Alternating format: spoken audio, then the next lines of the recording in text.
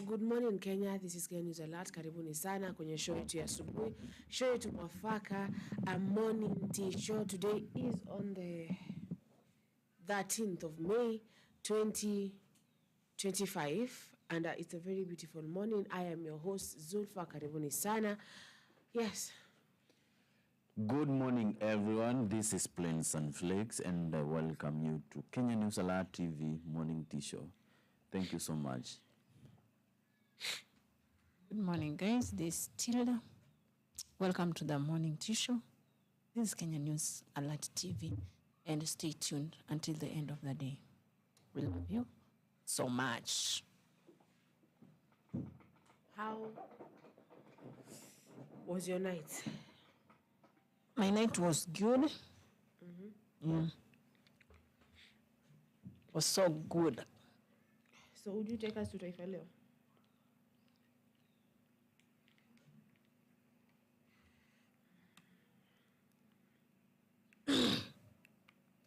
Taifa Leo kuna mauaji yafichuka, mama alikanya bintiye kuhusu mpenziwe GSU.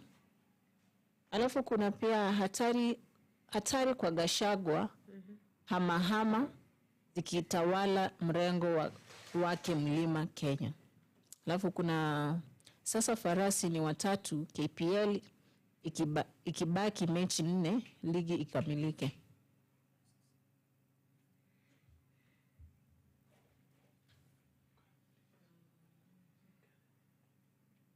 Kwa yale mauaji. Familia ya mwanamke aliyeuawa pamoja na mtoto wake mwenye umri wa miaka 5 katika kaunti ya Lamu imefichua kuwa alishauriwa kuwazia upya uhusiano wake na afisa wa kitengo cha GSU aliyetekeleza mauaji hayo kabla ya kujitoa uhai.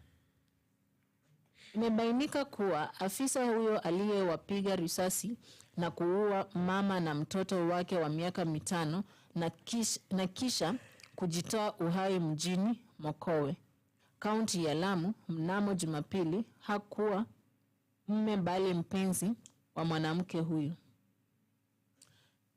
Imesemekana mwenda zake Sheila ya Mokaya 32 alifaa kumtambulisha afisa huyo rasmi nyumbani kwao mnamo Disemba kama mchumba wake wanayepanga kuoana. Mamake marehemu Bi Teresia Gidemba Mose alieleza masikitiko yake kwamba bintiye na mjukuu wake Lenzi Amelia waliuawa na mwanaume ambaye hatambuliwi nyumbani. Kulingana na Bi Mose, bintiye ambaye pia ni kifungua mimba katika familia ya watoto 5 hawakuwa wameolewa baada ya ndoa yake ya kwanza kusambaratika. Pale kuna hiyo picha ya huyo mwanamke. So painful actually. So painful. Sheila ni mama wa watoto 2. Wa kwanza ambaye ni mvulana akiwa na umri wa miaka 12, huku wa pili akiwa ni msichana ambaye aliuawa pamoja. Bi Mose alifafanua kuwa msichana wake alipata mtoto wake wa kwanza alipokuwa akisoma chuo kikuu cha Kisii mwaka wa 2013. Baada ya kukamilisha masomo yake ya ualimu, Sheila alirudi nyumbani kwao Chirichiro, eneo bunge la Nyaribari Chache, kaunti ya Kisii, na kujaribu kuolewa katika eneo la karibu. Baada ya kumaliza masomo ya chuo kikuu, binti yangu aliolewa eneo jirani la Keumbu. Baada ya kuzaa mtoto wake wa pili msichana, alishindwa kukaa. Alibeba virago na kuja nyumbani. Ndoa ikakatika hivyo, akaeleza Bi Mose. Alifanya juhudi za kujitafutia kibarua ambapo alifaulu kupata kazi ya kufunza, japo katika hali ya kibarua katika shule ya msingi ya sekondari msingi ya Mkunguni iliyo Mokowe, kaunti ya Lamu. Alifanya kazi huko kwa miaka miwili mfululizo kabla ya kutuma maombi ya kazi rasmi kwa serikali. Alifaulu kuajiriwa kwa mpango wa kudumu mnamo Januari 2025. Anasema bintiye alikuja nyumbani kwa ajili ya likizo ya Aprili. Alimdokezea kuhusu uhusiano wake na afisa wa GSU na mpango waliokuwa nayo ya kumleta nyumbani ili ajulikane rasmi. Bimose anasema alimuonya bintiye kuwa mwangalifu na kumkagua afisa huyo kwanza kujua endapo alikuwa mkweli alitaka kumuoa au la. Anasema alipokea taarifa za kifo cha binti na mjukuu wake kwa mshtuko. Kwa nini GSU aliniulia watu wangu kinyama hivyo? Sisi hatumtambui. Hakuwa mume wa Sheila ila rafiki tu. Hata mipango ya kumtambulisha nyumbani Disemba ilifaa kutegemea vipi wangepelekana kimahusiano kwanza. Ninaumia, akasema Bimose. Aliiomba serikali kuingilia kati na kutafuta haki ya bintiye na mjukuu wake, akimtaja Sheila kuwa tegemeo la pekee kwa familia yake.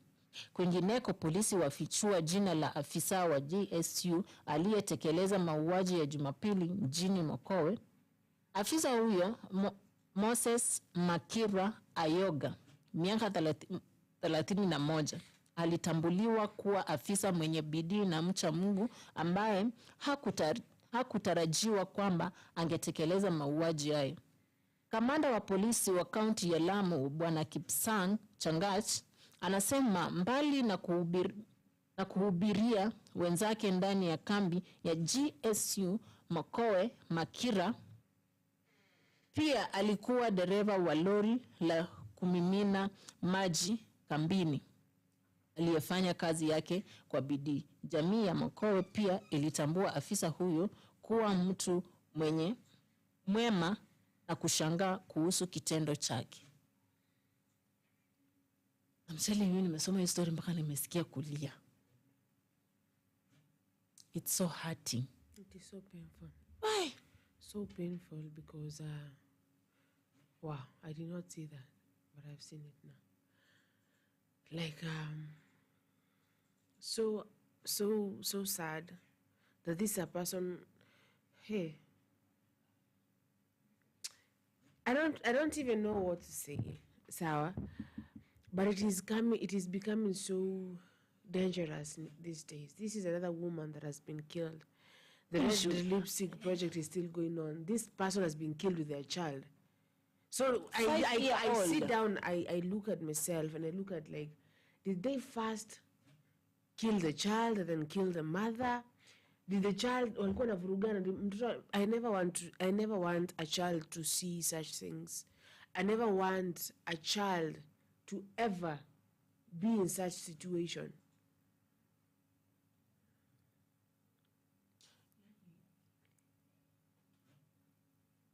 Even they were not married. Why were you killing the child? Who has given you permission? Who are you? Why do you take matters in your own hands? It's paining me. It's really painful. Yeah, it's paining because me. Because this woman struggled so much until she was employed. I'm employed wa Lamu. Uko kama mwalimu wa serikali. Yeah. Ndio maana sasa wanataka serikali ingilie kati. Sometimes I ask myself, Sawa, who said that it is mandatory for anybody to be married or to have a relationship? Is it mandatory? Is it mandatory? It is not. Ama ni mandatory kukuwa na umeolewa? No. Let them make her mandatory because this woman could have just, and she's not wrong for falling in love with this soldier and this soldier feeling that ni lazima ni. But it is just painful, man. Some things I look at them and I'm like, I might just be a spinster. And just be. Wait. I just had somebody ask that is it mandatory for somebody to get married? Is that what maybe I had you ask? Who said it is? It is not. What was the main reason that maybe a woman was created, or what is your responsibility? Fellow. What do you really Don't need go to that too far because even the Bible says, kama marriage imekushinda, my friend, you can go and stay there. Ukae peke yako. It's not a must to get married. Wacha kwanza. Sawa? Mmesema si lazima. She's not. Kuishi na marriage. Yeah. I can agree with you. It is not a must because it is your own choice. But my sisters, let me ask you a very simple question. Do you really support single parents or single fathers or single mothers? I do. If that means, afadhali uende uishi peke yako na uishi peke yake than muane, than mkae usiku mbili, huyu auwe huyu. So it's better you separate, you go, ukae huko na mtoto, na huyu akae huku peke yake, and you move on with life than people killing each other. Because look at this now. This is a death, and we've seen many deaths of people forcing issues to be together. If it cannot be, just leave it be. Just achana nayo, si lazima. But mwana Gypsy anasema, hi Kuni Zulfa, hi, how are you? Thank you so much for joining us. How are you? And hi, beautiful soul, Tilda. Hi, darling. Okay, hi, Blends and Villings. And then he says, no, I'm sorry. They say, it's so painful and hurtful. It is. It is. Let me tell you, I continue on looking on some issues. Naendelea tu kuangalia mambo fulani, nasema mie Zulfa naona nikiishi hivyo. Walai. At the moment, I am that person the moment I see that one thing. I don't wait to see how red can be, if it will turn to pink. No. The moment I just see ni kama hata red kwa white imefanya tu shwa. Even if the reflection ya jua, I'm gone. Yeah. I'm gone. Just step out. Because no one is perfect, I understand that. No one will be perfect. Some people say ati wewe kila mtu ni headache, wewe chagua tu headache yako na uanze kununua mara moja. But nah, man. People nowadays don't know how to be like, you know what? It is toxic. Let us go. You went at wewe tu na mimi wacha nifanye nini. No, people are like, I'm going to kill you. Did you see that video of that girl that was holding a knife, smashing things, and she's like, no one is going to have you. I'm going to kill you before anybody. Why? This thing, and love is not supposed to be beautiful or so perfect.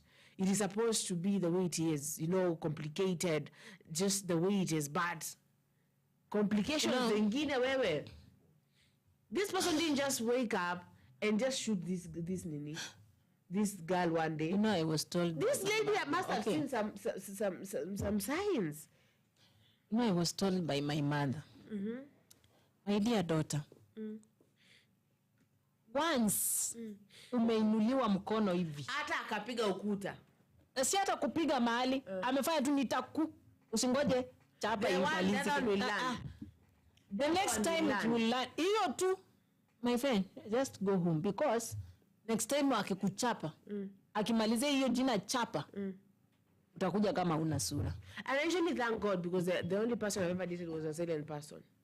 You would shout, and they were so calm. Sawa, and that is really good. But I don't know where people are getting this anger over, I'm going to kill you. There is another one I met, anasema, mimi tukiachana na wewe, hakuna mwenye atakuwa na wewe. Labda nikumalize. Nakuua. Life. Mimi nakuua. Hakuna mwenye atakuwa na wewe. And you never really know these people though. Who? But when somebody comes and tells you, nikiwa na wewe na uniache, ama na utoke uende ndakuua. Me by day from when that time, I fear dating. Gypsy is asking, we live in an open world. Felix, what is marriage? Marriage is a union made by two parties, either of the same gender or opposite gender. Yes. Now, is it mandatory? With an aim of bringing a certain satisfactory. Good. Yes. Now, but it is not, hakuna mahali ni lazima. Either children. Yes. In short, with an aim of a certain satisfactory. Yes. Good. Because I don't think it is mandatory. But let me tell you, my sisters, you don't need to encourage lack of marriages in this I'm not society. encouraging. People are toxic. Lakini to be Sincere. sincere. Yes, but I'm toxic. Obviously, I am. Let me tell you. I will not say I'm not. Sawa? I will not say I'm perfect. I'm not. I'm far because I know I'm so extreme. But kuna wale na Felix ukiona hivi wewe na Nyaboke mmekaa mmefeel please no if you go you feel Nyaboke mali mimi I don't like you Nyaboke it's getting really I feel a certain way you know and then Nyaboke feels the same way sawa ama they don't feel the same way just walk out before it becomes so toxic that the only solution you see is not walking out is ending your partner is ending wewe. How come, you know, I usually sit down and ask myself, you once looked at this person with so much love. At what point do you fall out of love with this person? Were you ever really in love with this person though? What is love? Love is the strong feeling that someone can have to somebody. Yes. And when does it end? That you feel like must shoot you. When you are satisfied with a person. It ends. Yes. Satisfied kusemaje? When you are fed up. So that's your work in the world. No. Si mimi unaniuliza me or we as our generally. That is not. I cannot say that. Because I want to take the shortest time possible to at least make you guys understand what makes many people die in marriages or relationships. Let me tell you the truth. This world of today, women feminism, is it feminism? Now see this brother. Wait, women feminism, is it feminism? What? When women are killed. Most now we're going to blame the women. No. Let's blame them. Unajua Zulfa wala mimi acha nikwambie kifikanga point kama you ever because I don't get why you want to blame one gender. Why are you always like women? Because I'll never accept because you don't want to give me time to speak. This is the reason. Do you know what I was going to say? Women feminists. Do you know what I was going to say? Say because I just know. To listen. I know what you want to say. Now change. This world of today, deaths of female gender is very high. You know why? Remember even the time, the time of our forefathers. If we can go a little bit there. But we are not there though. If we can go a little bit there, women were totally given respect.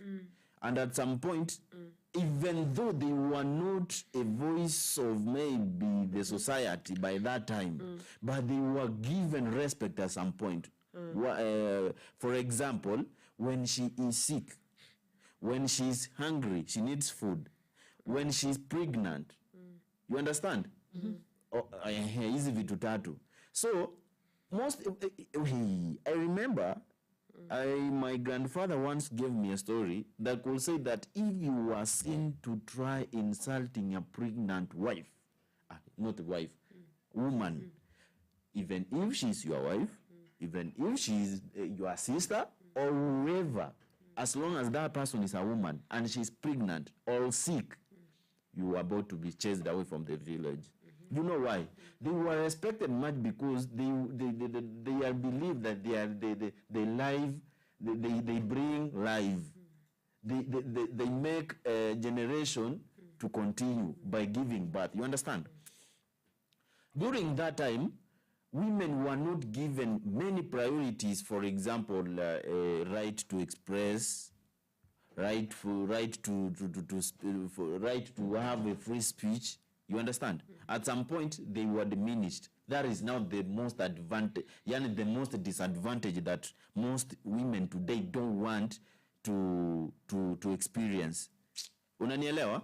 So by that time, women could at some point respect, they could be silenced when they could try to disrespect their husbands and any other male. Na ungepata during that time, walikuwa wanaogopa kwa sababu walikuwa wanajua ukinini unaweza fanya nini, unaweza dhulumiwa. Sikiza kwanza, we are not there, no, we are in the year 2025, this is 22nd century, 22nd if possible, wakitaka. Sasa hiyo ilikuwa imepunguza vifo mingi. Kwa njia gani? So what now? Kwa njia gani? Hakukuwa na ile nafasi wangepata ya kuonyesha vile wako so dominant. Unanielewa? Na walikuwa wanaogopa. I'm telling you the truth. Walikuwa wanaogopa. Tila sini tuongee ukweli kwanza. So brother, women were not killed just like today. What you're trying to say right today's era has promoted some rights, has promoted some... So what you're trying to say is women should be there. If you're there, then you're not going to get killed. I was trying to give you the reason why women are dying. No. Si nyinyi ndio mlikuwa mnajipaka nini ya red hapa juu wanawake wanauliwa? No. Felix. Felix, that mentality, if that is the mentality, I'm not under that mentality. I was trying to explain to you why women are dying now. No, that is not the reason why. It is the reason, like if I start... You guys, you are under the constitution the way we are under the constitution. We are all humans, even the constitution of Kenya right now, for example, is giving a room to everybody, equal rights.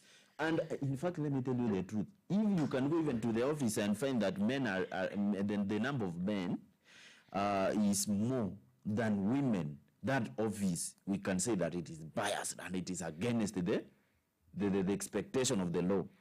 That's why I'm trying to tell you this, guys. I was trying to give you the main reason why. Even the first time, people could not die mostly. Women should be here to be seen. Women should be humbled. Women should be assertive. You know, you find someone telling someone that, what is that? I'm telling you. What is mwanamke and what is mwanaume? Zulfa, let me tell you. I'm gonna be a stubbornness. Hata kwa wanaume, sikufichi, hata kwa wanaume, yule mwenye anakuanga na kimbelembele sana na kiherehere, hajai survive. Hivyo sana. Maybe itakuwa by chance. Kitu yenye inachangia watu mostly wanauana, kitu yenye mostly inafanya wanauana, ni ile spirit of superiority that you individuals you can develop and at some point apply somewhere. You guys, if you could remember that you have a role to play. What role to play? Yes. What role? It can be developmental. It can be... Felix. It can be communal. Felix, you know, I have tried and I've never really given up on someone on bringing them into this century, but I'm going to leave you back in time. I'm just going to leave you there. I think you are coming with an aspect of maybe showing how maybe I'm trying to support whatever the past was. But let me tell you that. But you do. I was trying to Felix, give you the main reason why men that is not. But Zulfa, don't we have some of the individuals who could disrespect men completely? Don't we? Even we can start with you. Who are men? Yes. Who are men? Those people. Who are men, Felix? Who are superior than women? Who are not? They are superior. Men are not much superior than women. So they are superior. We have leaders who are women. Do you know the moment someone starts a sentence with men like, men There's don't. I don't listen to that. I do not listen to that. What? I mean, aren't we all humans, Felix? We are humans. We are all humans. Who says mwanamke anapenda? Who says? Felix, just don't. Just where are you to 1990? At this moment, it's good. I believe everybody deserves respect. Zulfa. So I will. Ngoja. Yes.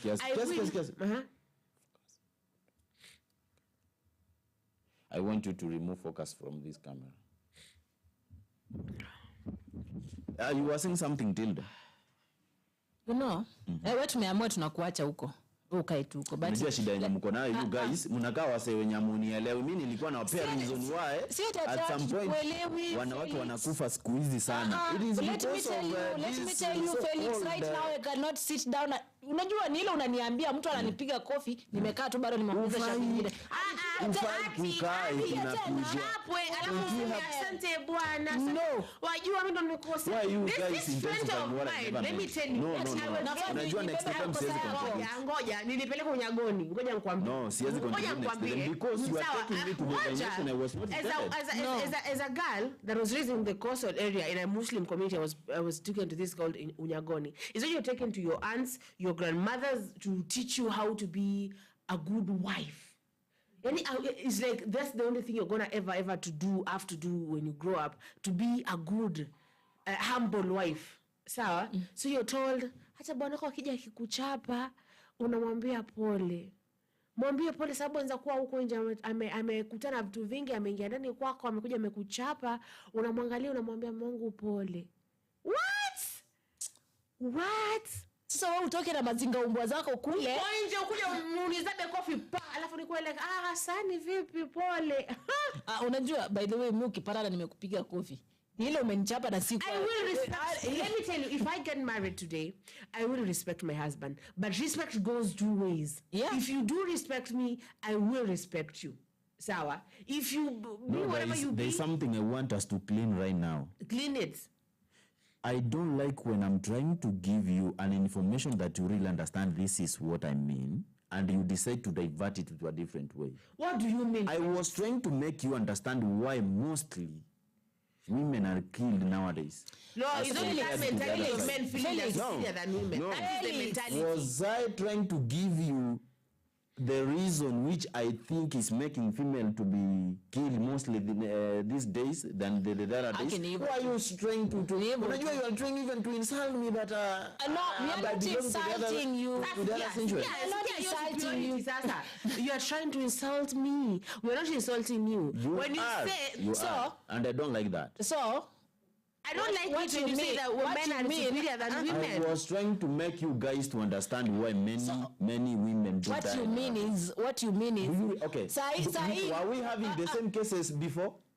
I'm asking you now. zilikuwa tu bado. Zilikuwa Then tu wanawake zilikuwa walikuwa hapa wanauliwa. say, yeah. Kwani nani Because alikuwa kama ati- this time What do you mean, Nani Felix, when you kwambia? say, instead of condemning the act of killing women, you're here saying that this is the reason. So what is the solution Then you really need What to is the understand. You solution, really need Felix? to understand this. Solution in Solution do you? Uh-huh. Go and request the wanaitwa aje watu, these people who do really hawa watu wenye hawa watu wanaitwa aje hawa activists sawa wapigania rights zenu yeah.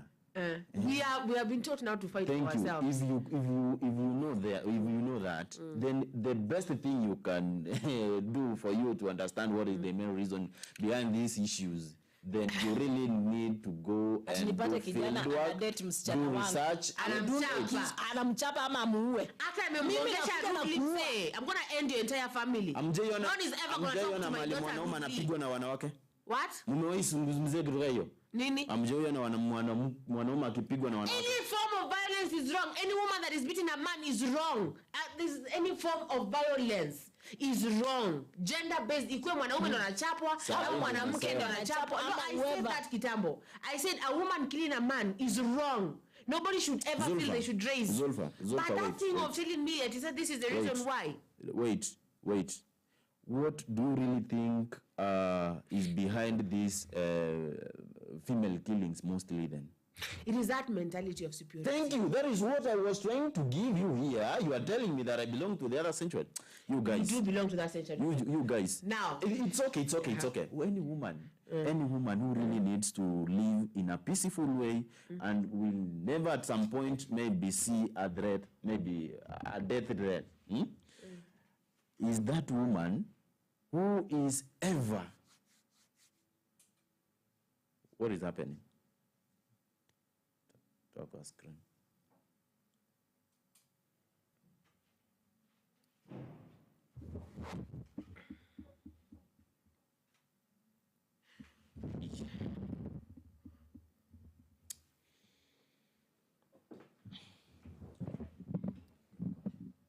He's still in the 1440s.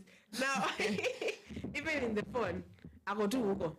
Okay. So now let me read this. A marriage nowadays is just a piece of paper. You can be together without the contract. Okay, true. It has become, marriage has become a business. Yes? It is just business. And marriage shouldn't be business. Aye. Then Coach Brian, hello Coach, how are you? So something is happening in Omabai County. First, an MP is assassinated, and then the deputy governor is targeted. This isn't coincidental, but deliberately planned. Let me tell you, nothing is coincidence. Hamna kitu ambacho maybe I don't believe in coincidence. This coincidence. Hakuna kitu kama coincidence. Good morning, Mr. Coach. And then remember the contribution towards Charles Aware's funeral by Oyugi Magwanga was returned, and they have been after him since then. Actually, it's on the topic now. We have the footage of that person speaking. We're going to play it in a few. So, okay. So, Koish, please help Felix out of the all. He's going to be helped. Wait. Next time, anybody who can tell me that I'm not going to be in good terms with the person. Tell you what. It's okay. You don't need to be in good terms with anybody, Felix. Yes. Yeah, it is not because I cannot allow somebody to misinterpret me and take the advantage of maybe. Kwanza ninazungumzia Zolfa. Ninazungumzia wewe. Aina mambo. If you cannot maybe take my word in a good way and interpret it. Unajua Zolfa, it is not good for you to intensify something you really Felix, think that I never everything is that. intense when it becomes, let me read what. Do you really think that there's anybody, wait, before even you continue reading those things, do you really think there's somebody who is supporting any death of somebody? Of anybody? What? Unafikiria kuna mtu mwenye anaweza tamani hivi unless wale wenye wanaotumika kuua watu. Let me read something. This is what Gypsy said. No, ninauliza swali. Kuna mtu mwenye akonomo vizuri hivi tu yani mwenye. Felix, for the longest time. No, for the longest time. Which longest time? For the longest time. Felix anasema gaje, mwanamke anaulia juu sababu ni kierere. Mwanamke amesahau role yake ni kutulia. Mwanamke, even yesterday when we were talking about the soldier killing the wife, you were like, the reason, and please even that footage can be played. You said the reason why these women are being killed is because eti mwanamke anaenda anafanya hivi na mwanaume nani? What I hate that kind of talk. I hate that kind of talk. Everybody deserves respect. Everybody. Hakuna mwanamke anafaa kuamka hapa aanze kumtusi mwanaume, hamna, na hakuna mwanaume pia anafaa kufanya, hakuna. No. Everybody should respect the other one. I will respect you as my man. You will respect me as your woman. And that thing of, in fact, that hakuna my man and your woman, because easy ma possessive pronouns, ni pronouns ama ni nouns, zetangwaje pronouns, possessive, but whatever they are, those my, your, you feel when wangu, sawa, when wangu mse, what? Hakuna mtu wa mtu. I don't even belong to my own mom and dad. I want to understand. Wait, before we go to the topic, naona time imetuacha. Time imeenda vibaya sana kwa kitu yenye hata ilikuwa imeisha. I want to understand. I'm questioning you. Why when I'm trying to give you a reason behind anything, unataka ionekane negative? Sitaki anything, Felix. Apana. Why is it becoming personal to you? It is because naona like let me tell you, I'm a very young person. Sawa? And I have seen many things zenye for this shortest time possible yenye nimeishi, I have seen many things happening before me. And I could at some point see what maybe can be the reason behind those things. Can I give you a very good example? Do you know there's a community in the country, a county in the country known as Nyamira. Nyamira is a county from where? I think is it, if I'm not wrong, inaweza kuwa Nyanza. When I was in campus, we used to interact with these people. Okay, you understand when you are in campus, at some point you can make many friends from different areas, you understand? Many toxic relationships. Do you understand the meaning of the word toxic? people could say that this hii ni kitu yenye hadi nikaanza kujiuliza watu ni kama wanaekelea wengine ama zilikuwa zinatoka sehemu ya account inaitwa Nyamira. Nyamira ladies wako na hasira. Sawa? Wako na matusi. Unanielewa? Sasa hadi nikauliza rafiki yangu nikamuuliza Nyamira, what is sasa unajua ukinini ukionekana na msichana hata mkienda wapi, mkienda mesh kwa mfano lunch, anakuuliza bro, chunga usijipate na msichana wa Nyamira. Sasa mimi nilikuwa nadhani msichana wa Nyamira ni mtu anaitwa Nyamira, sasa msichana wake. Na unaelewa, during our time there were a little bit strict regulations kutoka kwa madaktari wengine, whereby it came by chance that one of the students aliwahi engage na mtoto wa mwalimu daktari. So wakamesa up in a way, wakaipata penalty kubwa. So wanafunzi kuna hiyo penalty wanafunzi waliogopa. So ukiambiwa kuchungana na msichana wa Nyamira, sasa I could learn who is this Nyamira? And I never knew that Nyamira was a place. I don't know whether even counties zilikuwa zimekuja. Ni nini ilikuwa inafanya watu wanasema hivyo? And truly let me tell you, I saw somewhere where a girl could raise a stone, yes, and point it to a very big person mwenye at some point alikuwa anajaribu kumwambia kitu yenye hata akianza kukuelezea kitu ndio unashangaa na Steve Boko nini. Unaelewa? Ni nini inaweza leta watu waanze kusema eti girl from mbona si other places ama nini. Ndio maana ninawaambia hivi. Yes, of course the era we are right now ni ya saa hii na iliko contrary. In fact, we really need to empower women as much as we can, you understand? But kuna ile aspect yenye mostly inafanyikanga, yani unaona hii nayo hapana. Zulfa, mimi nimewahi ona mahali mwanaume anapigwa viboko. Sawa, hadi akaishiwa wallahi. I don't know whether ali survive. Aliatakiwa na wasichana karibu 6 hivi.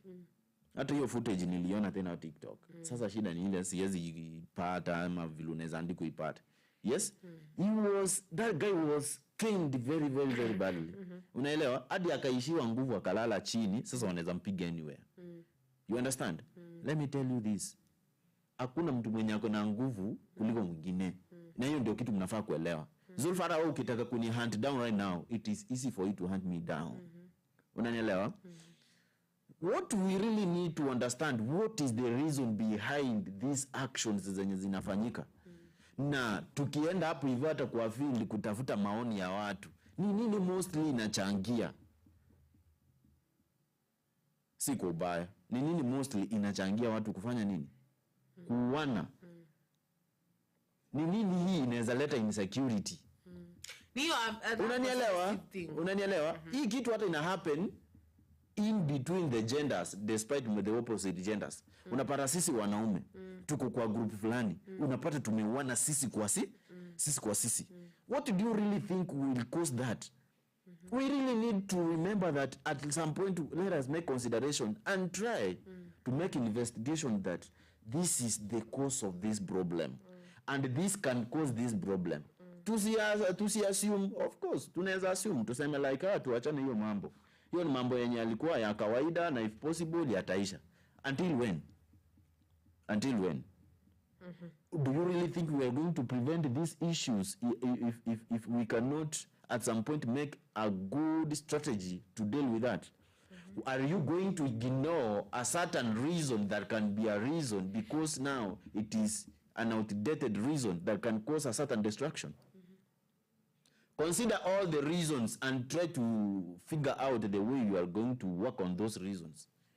Unanielewa? Yes, of course, mimi siwafichi. I'm very sure right now wewe Tilda ama yeyote mwenye ananitazama huko nje anaweza feel like kijana anakaa anaka like ana diminish wanawake. Let me tell you the truth, you will be surprised ukipata like mimi na mwenye tunapendana na yeye, maybe tunaweza ishi for a long period of time, na nyinyi mkigongana wa nyumba. Unanielewa? But so few. Because let me tell you the truth. As at some point watu wenye mimi nime-encounter my friend, sawa, nimeona rafiki yangu akigombana na mke wake. Ninajaribu kuimagine nini hii inaweza fanya. Unakuja kushtuka mke wake ako na hasira, bwanaka ako na hasira, ama pendi hii. Unanielewa? Haya, baadaye unakuja kupata mwingine amekata masikio bwanake. Ukijaribu kuimagine chenye kinaweza fanya ni kitu yenye unaelewa. Kwani for this period of time where as an individual you have been living in this world, in this world, haven't you had maybe any learning experience from your surrounding yenye inaweza fanya uepuke shida fulani? I'm telling you the truth and I'm repeating this. Enzi za kitambo, wanawake walikuwa wanadhulumiwa, yes, and I know and I understand. Na hawakuwa wana raise voice before men. Right? Unanielewa? Now, they come kuya. Wacha kunikata kwanza. Ngoja, you have talked like that. I'll talk until you understand. They said that kuna siku moja yeye na bibi yake wamefika mahali wamesumbuana. Nani? That Kamkuyu incoming MCM. Tobias. Tobias, Mr. Tobias. He said that one day he came home from work and him na bibi yake wakawa kwenye mvurutano fulani. Na bibi yake ukapata bibi yake that's that person that is quick to hunger. So alimchukua akamrusha, akamsukumanisha huko, akaangukia vyombo. Akaangukia masufuria. Akaangukia stand huko na vyombo. Sawa? So he aliamka. He wanted to hit the wife. So, but he looked at his daughter and he was like, no. So he just walked out. Isn't that not a man? Amo si mwanaume anapiga ngumi. That's a man. Let me read the comments up so that we may get to our today's topic. So,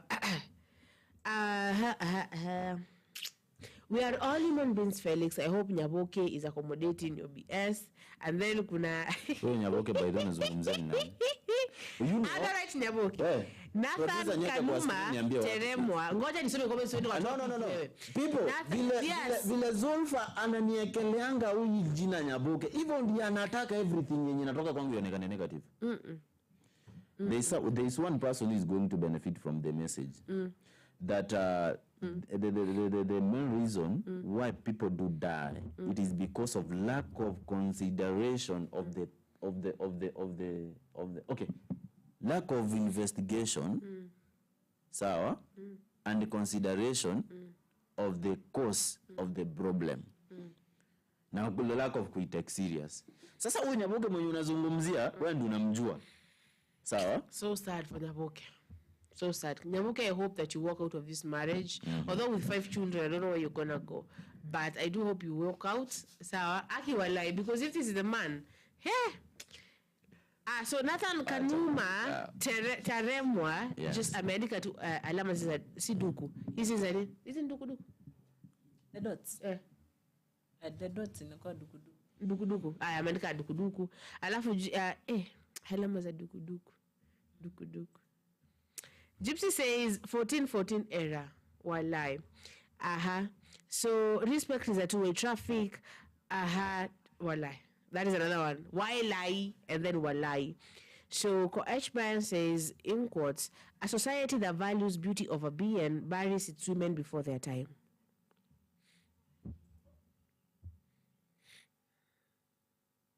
Meskia. A society that values what? Values a beauty of a being, buries its women before their time, and then Gypsy says nothing high. Then Gypsy says Coach 100% right. You can't even add anything or deduct anything from that. That is just that. Okay? So then Coach says contemporary marriage has evolved into Gypsy says # women living in a peaceful way to quote Felix, yeah, we should live a certain way so that we may not end up dead. Usishautie bwanako utaishi. Is that marriage? Is marriage me suppressing my feelings and suppressing my emotions so that the other person may feel respected? Why do I have to suppress anything though? Is that marriage? You suppress. You suppress. And then one day you just wake up and, you know, the more you suppress, I think at a, you know, kuna hii, when you, there's this gunpowder, so I think they used to suppress it, and then now they throw it, and then it, so, ni za tanakali za sauti. Tanakali za sauti. I don't want a place where I'm forced to suppress anything, to suppress myself, to suppress my emotions, to be a certain way. I mean, if I can't be me, then why am I in that? There should be one person in the entire world that can really, really just take all of me. Take my loud side, my silent side, my emotional one, and just wow. I lose hope daily. Now, like, if this is a thing that I'm supposed to walk into, no. There must be someone out here. Yes? Yes. There must be someone. Now, contemporary marriage has evolved into a multifaceted institution shaped by shifting societal norms, individual autonomy, and the redefinition. What is happening to my mouth? Big words, yeah?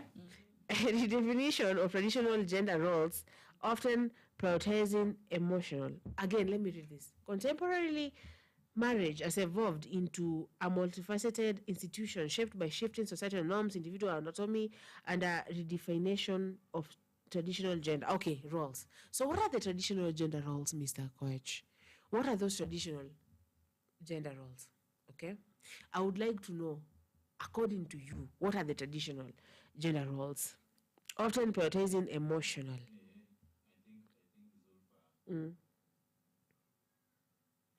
So, why is Raila, this is Gypsy, why is Raila and Gladys Wanga not saying anything suspicious? Actually, that is our main topic now. As you continue to read all the comments, Sarah, I'm going to read all these comments.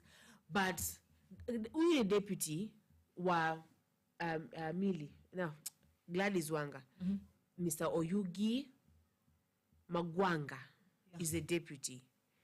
And they haven't spoken about it. Attempted assassination of your deputy.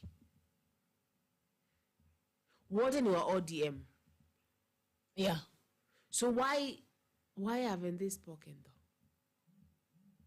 Why haven't they said anything?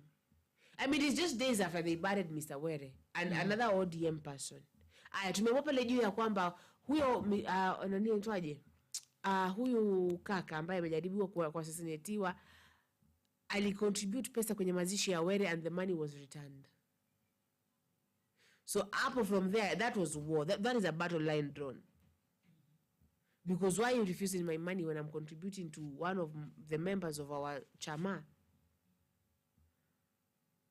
Those were battle lines drawn. Meaning that ODM has just a lot of issues. And that's a party, a very big party. They have a lot of issues. What's happening? And then we say we want these people to lead us. Where are they leading us to? Where are they leading us to? To death? To be assassinated?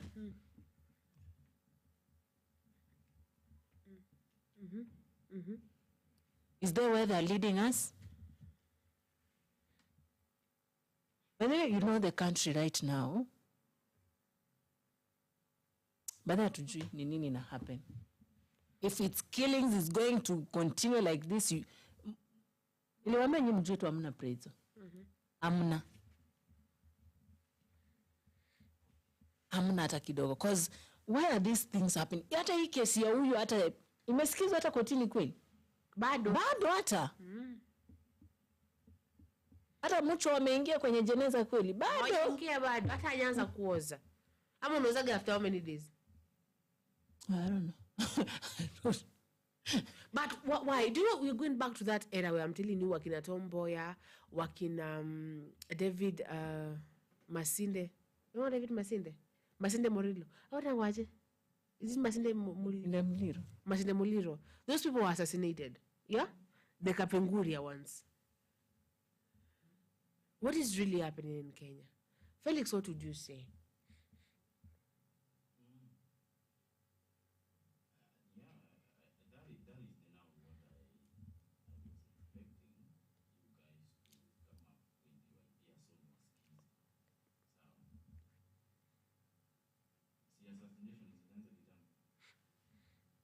Before even independence, we have got many individuals who die when maybe amna information. When we have got many people who died a long time ago who are not even in history, who are not even recognized by the history. Unaweza pata like somebody alikuwa a certain prominent person from a certain village akatambulika kidogo hivi kidogo akashtukia mtu ameuliwa. Hizi vitu zimeanza kitambo. Hazijaanza juzi. But sasa kitambo na sasa hivi. Sasa which one is too much? Hizi nazo ni too much zenye hata hazieleweki. Hazieleweki by the way. Nasikia one of the Moi era assassination. Ukisemaga you're mostly likely people go back to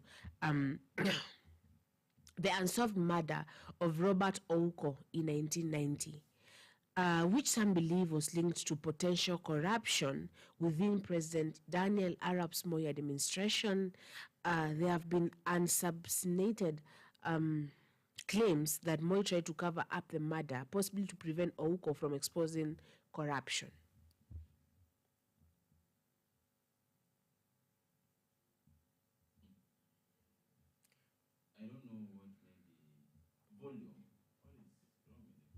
Let me confirm, Gypsy. I'm saying this, yes? Aish.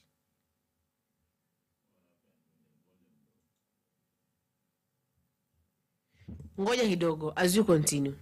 Mr. Kosh anasema domestic roles responsible for cooking, cleaning, and household chores expected to manage the home, sawa, and care for the family, caretaking responsibilities centered in children and supporting family members. Sawa, anaendelea pale chini anasema ya kwamba caretaking responsibilities naturally in children and supporting family members often worked as nurses, teachers, or caregivers. For who are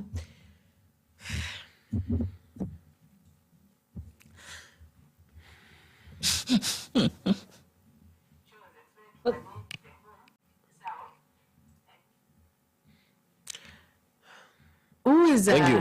Who is? Thank you. Who is? I think now there is something that we forgot. My microphone was muted. I'm sorry though. Okay. I was trying to say this.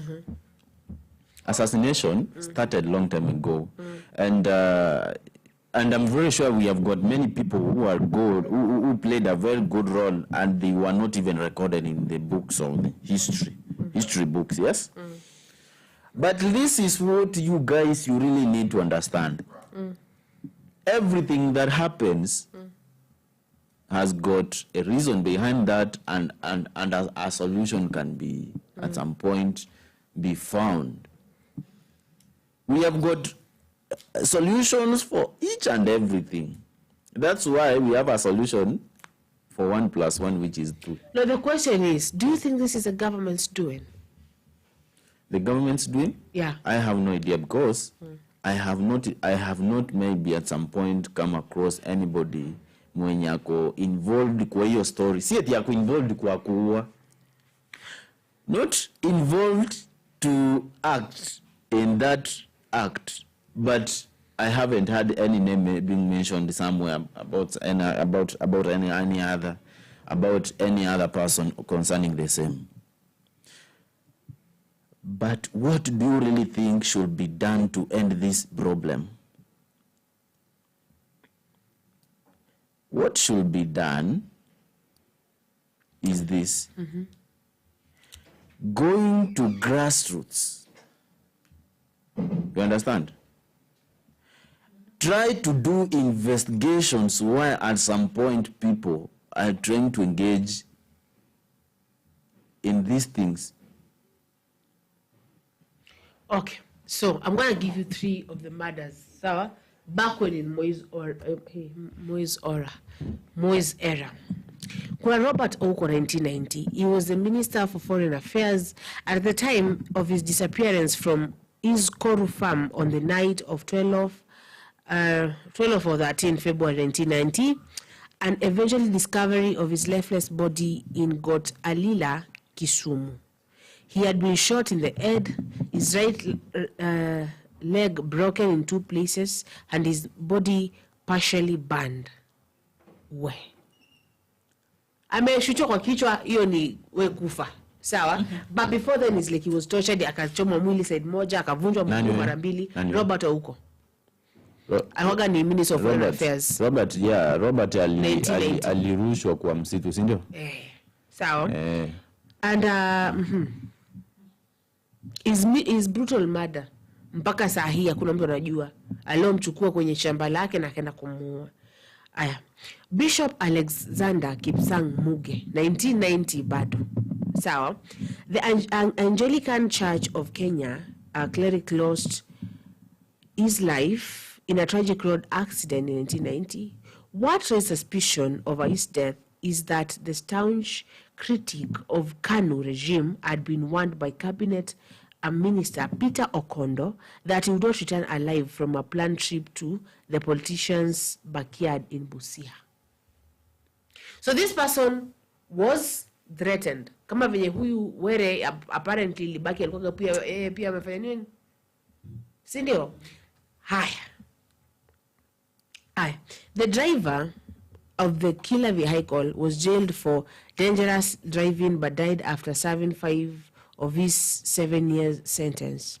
Years later, a former intelligence officer told the Truth, Justice and Reconciliation Commission that Muge was killed by security agents and accident was used to cover up the murder. You see, so basically, what does this really look like? Inaweza kukaya Were? Hiyo nimewasomea sahi. Yani, niyo tu. Umeona? Julie Ward, 1988. Julie was a publishing assistant, was last seen alive in Kenya on September 6, 1988, after she traveled to the Masai Mara with an Australian friend, Dr. Glenn Barnes. When their jeep broke down, Julie was left at the Mara as Barnes traveled to Nairobi. After the car was fixed the next day, Julie decided to drive to Sand River Camp to recover her camping equipment. That is when she was murdered and her body set on fire after allegedly being gang raped. Hi, wow. Wow. Wow.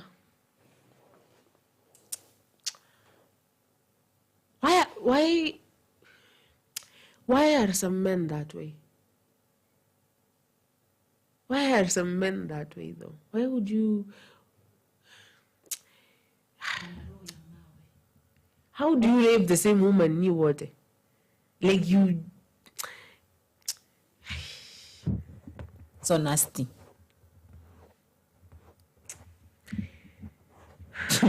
Wow.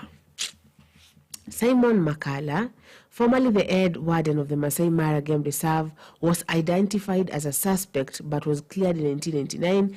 Julie's father, John Ward, spent over 160 million and traveled to Kenya countless times to bid to unravel her death. Mr. Ward was once said he was convinced that the post-mortem report had been altered from the findings of the murder to indicate that wild animals had killed his daughter. So the wild animals also took the daughter, they raped the daughter, and then they burned the body, and then they threw it. So wild animals did this. Mtu angalia kitu ya kudanganya. Sasa yote tu inaonyesha tu hiyo. Mimi kama hii ya wewe nangoja nisikie, hata kama roga mbaya aje, hata kama alikuwa deserve kukufa.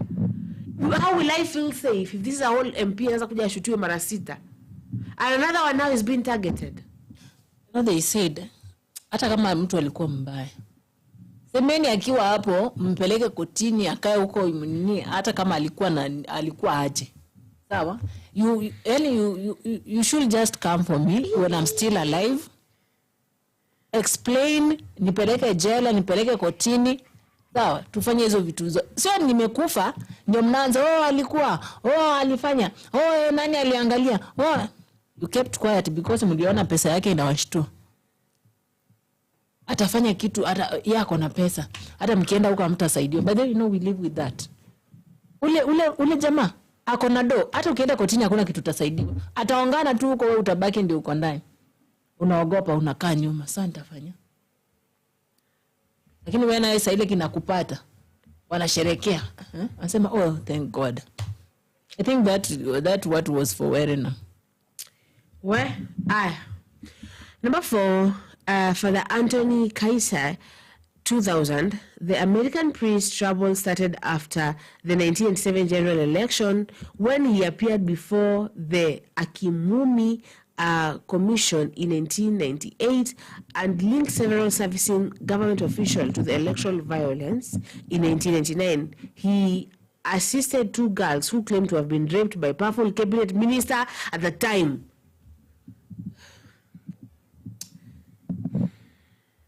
What? Wow.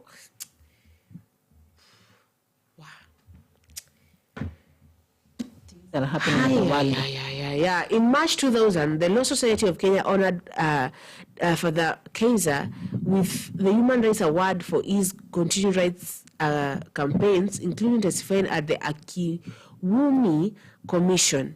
On August 23, 2000, Father Kaiser was shot in the back of the head with a shotgun. His body was found at 6 a.m. the next day beneath 2 acacia trees by a butcher in Morendat's Junction on the Nakuru-Naivasha Road. FBI investigators called in by Kenyan government concluded that the priest had committed suicide from the back. Are you serious? Oh, okay. It is not even comfortable. They look, but they were angalia excuse yenye hata it makes sense. There's a lot of people that was assassinated, and we are going to that thing. You guys, we are going back to an era of assassination. What you really need to display right now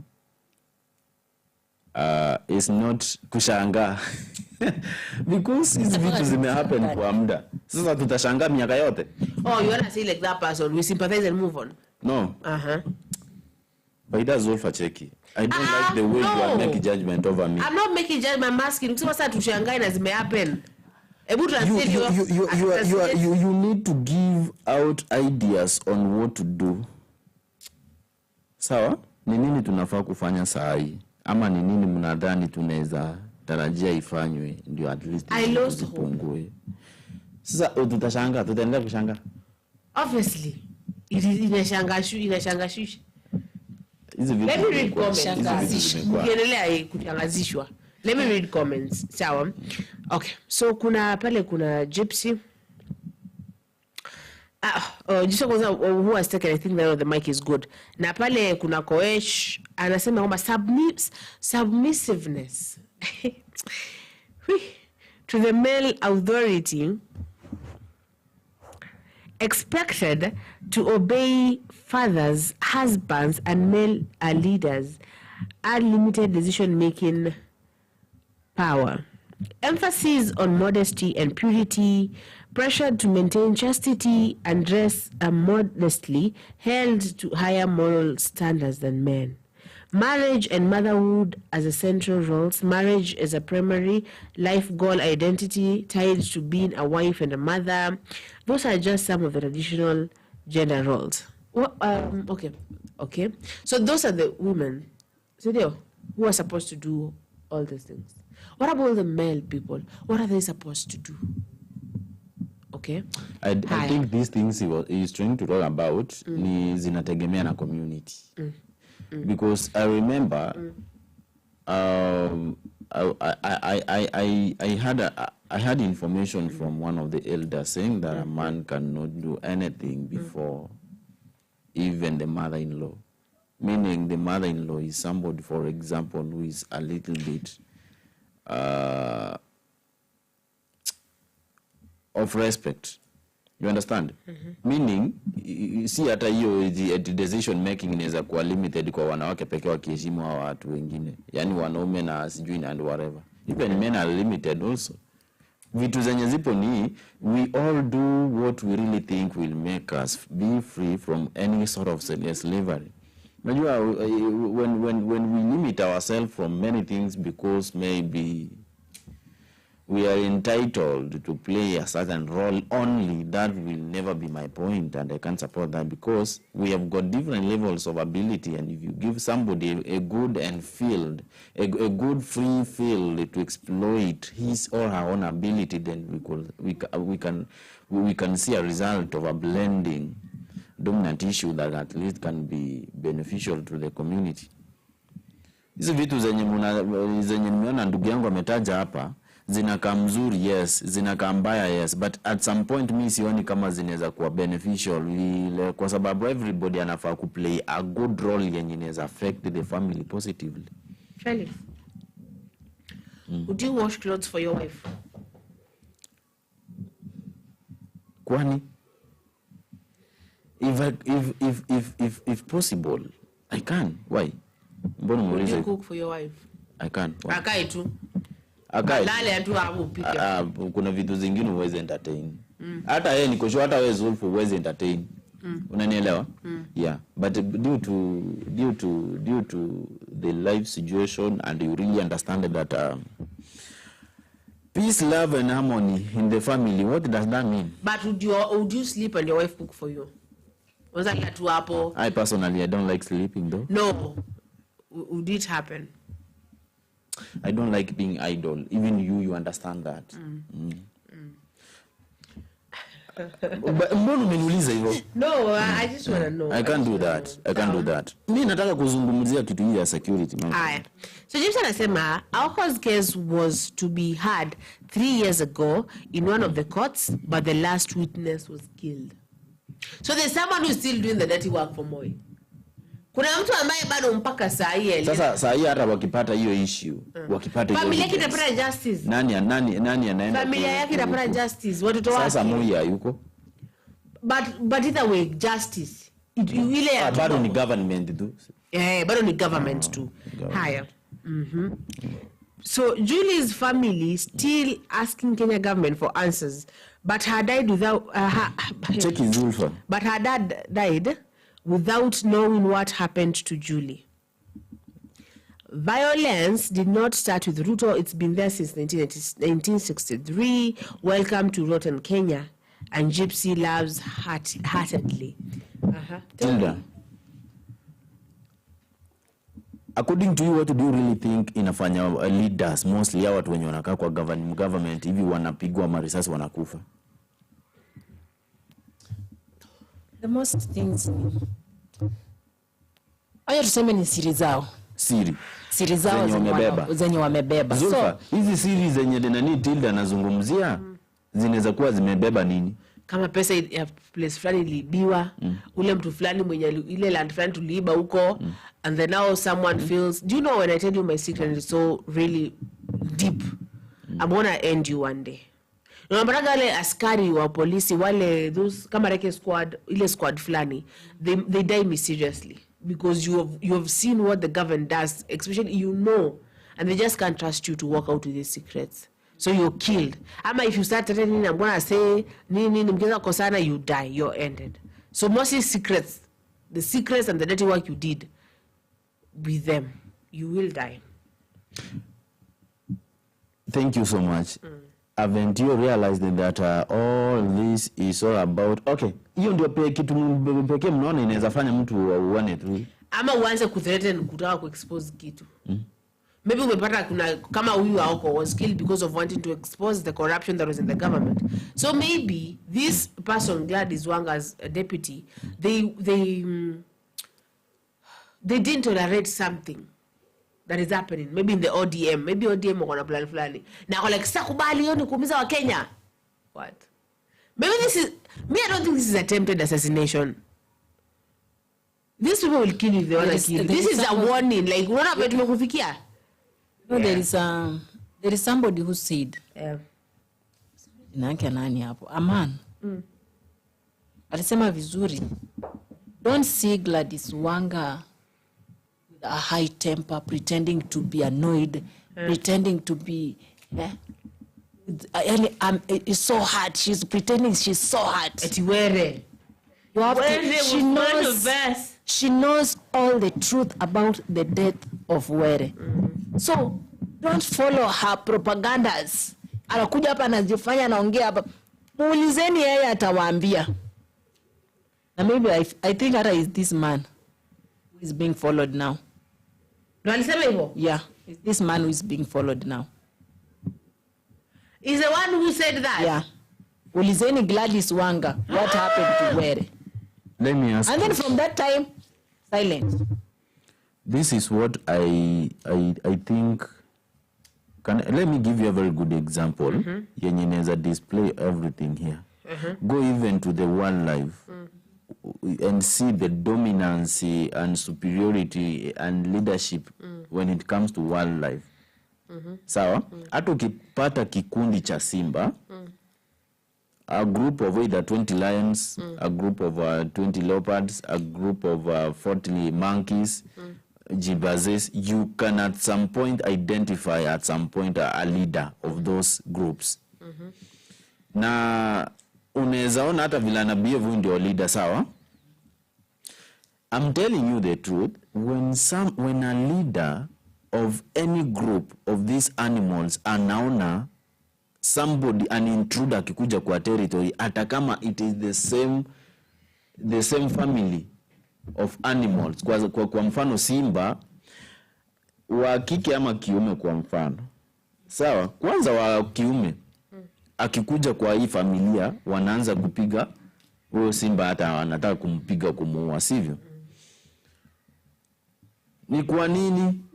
Is it not because maybe they are fearing to lose their leadership? Yes, that can be the reason. Haya, imefika sasa hawa members wenyewe wanaanza delete wenyewe. Yaani members wenyewe wanaanza delete members wenzao. Is it still because of leadership? It can be. And what else? Maybe because of the potential of the person. They have realized that this person has got a certain potential. Do we want to delete this person, to eliminate this person because this person is going to overtake us? Si kwamba mambo na siri pekee Zulfa. Sawa? At some point kuna ile kitu inachangia inaitwa wivu. They want to be dominant. All of them. They are fighting for who's going to be dominant. Unanielewa? At some point unapata watu wako na wivu. So unaona like this person akienda kukua hii, akipata nafasi huyu ameenda. Na pia sisi hatutawi benefit kulingana vitu zenye tunafanya. That comes the moment they start maybe planning something negative. Yenye naumiza huyu mtu. So guys, the best thing you really need to understand is that when it comes to insecurity matters, we have got many issues that could lead to insecurity matters. I'm very sure Tilda mention moja, ukamention nyingine, wengine watamention zingine. Alafu kuna wale watu wenye wanaua for fun, when maybe I can see somebody, naona huyu mtu anadeserve kukufa. The reason behind this person to deserve death, sina ya muhimu ya kuconvince. Si ashaenda, na nimemuua for fun. Yes?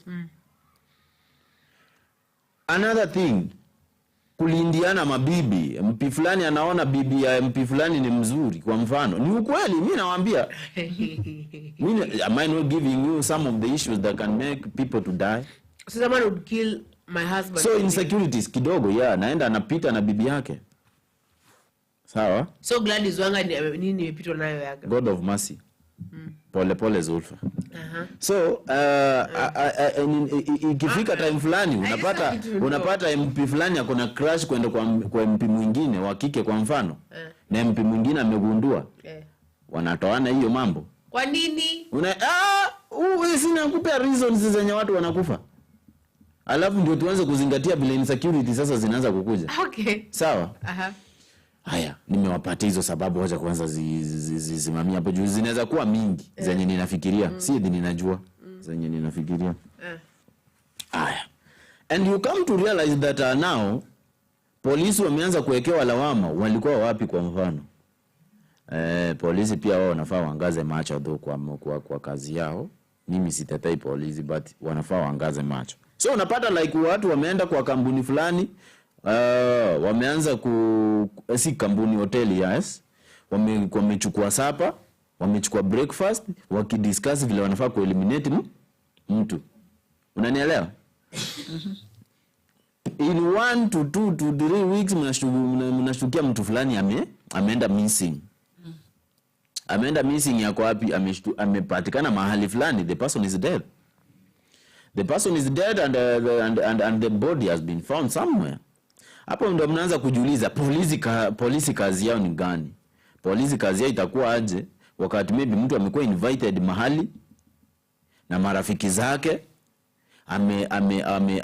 wamekunywa na kukula vizuri, amekunywa pombe, mtu amelewa, wamemweka kwa gari, wameenda, wamemuua, wamemrusha mahali, na maybe hata bodyguard wake ama driver wake maybe ameongwa. Sawa, polisi hapo wako na makosa kweli? But hiyo bado ni insecurity. Is that not insecurity? It is insecurity tilda. Ukweli wangu? Si ni insecurity. Ni insecurity. Whereby mtu ashakufa. Au yo blame bado tutajiuliza what is wrong with our security. Unaget? MPs and all leaders, they are supposed to stop all these games zenye wana play wao kwa wenyewe. So that tupunguze tension za vifo. Because there was that video of Selassie being arrested by these people with very big guns. Kwanza tena hiyo gari iko na number plate.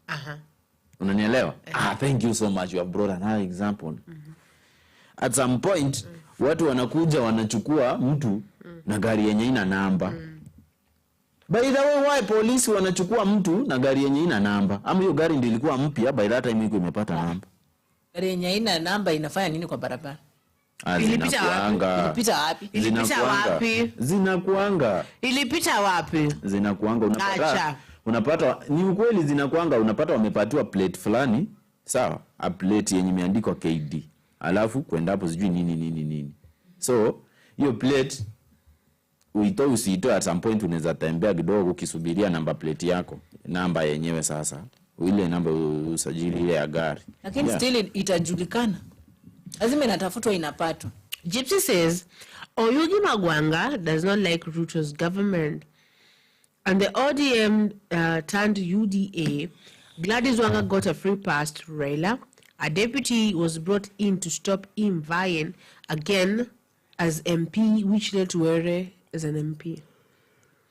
So this is those games, as you're saying. Si unaona sasa? Yeah, sasa at some point kitu yenye tunafaa kuzingatia sana ni the backbone of these deaths. Tuache kwanza story ya kublame police na security. Haki kuna vitu zingine police hawawezi manage, na waambie ukweli. Kidogo. You know why police are being blamed? Mtu hawezi uawa mara ya kwanza, mara ya pili, the same hapo tu mali hapo tu. Watu wanakufa tu hapo. Why did you si mtasema? Yes, mtasema the first one. Hapo sasa hapo we can complain. Inaendelea. Tuulize mbona the same place? Yeah. Sasa hapo ndio polisi wanakujia. So hawezi sema tu kwetu mtu ameuawa leo alafu tuanze kublame polisi, hapana. Tutaripoti, tuseme watu kufanyia security hapa mahali kwa kuna mmoja ameuawa. Mwingine kumaanisha mmoja akishauawa kuna yule mwingine atafanya nini? Atauawa pia. So we need security. Si wamepata information. So wanafaa kufanya patrol hapo mahali every day. Gypsy says that Gladys Wanga is too fake. I agree with Tilda 100%. Kama maybe ni hivyo, it's okay though, but let me now also make some statements here. Unajua kuna ile miziba ya kujitakia, kuna ile miziba yenye unashtukia yenye unagongwa bure. I remember there was somebody aliwahi fananishwa akakuwa traced. Alishikwa lakini kibahati sasa ya kupigwa bullet hapo hapo. Alishikwa wakampeleka kwenda mahali ndio waenda kumufanyia vizuri. Wakapata huyo mtu ni kufanana wanafanana na huyo msee hadi kila kitu. Sawa?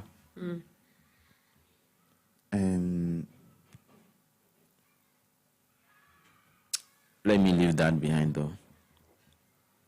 This is what I want all those leaders to understand.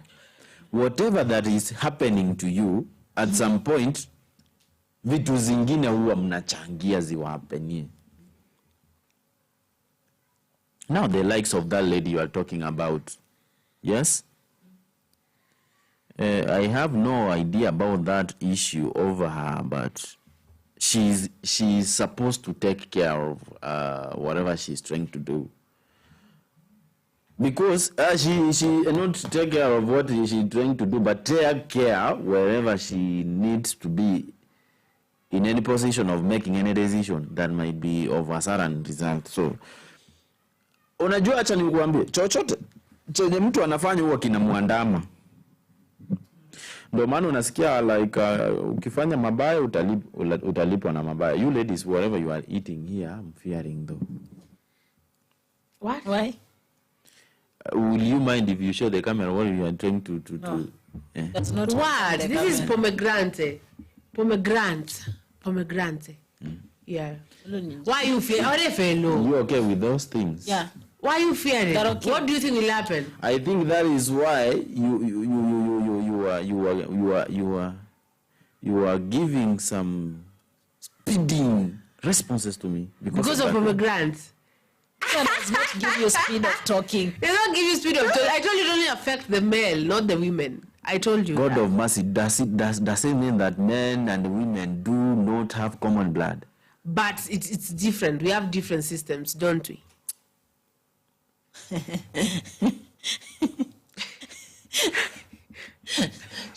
I was trying to ask myself, you guys, I'm trying to give you the reason why these things could happen right now, but okay, these cases are happening right now as compared to the other time. You decided to plant on me a different story. It is because you are now carried by those things. The carried. I'm going to show the audience whatever you are using in this. No, we're not using. This is, let me show. This is pomegranate. No. It is a Middle Eastern. This is pomegranate. People, have you seen what they have? This is pomegranate. Pomegranate. So from the Middle East. What? You know, but it. I have never seen those things. It would feel like. But you've never seen them. You've never seen. I have never seen those things before. You've never seen pomegranate. I just saw them outside there when I came here. It is but I was told that those things they can trigger somebody to be mad at you with no reason.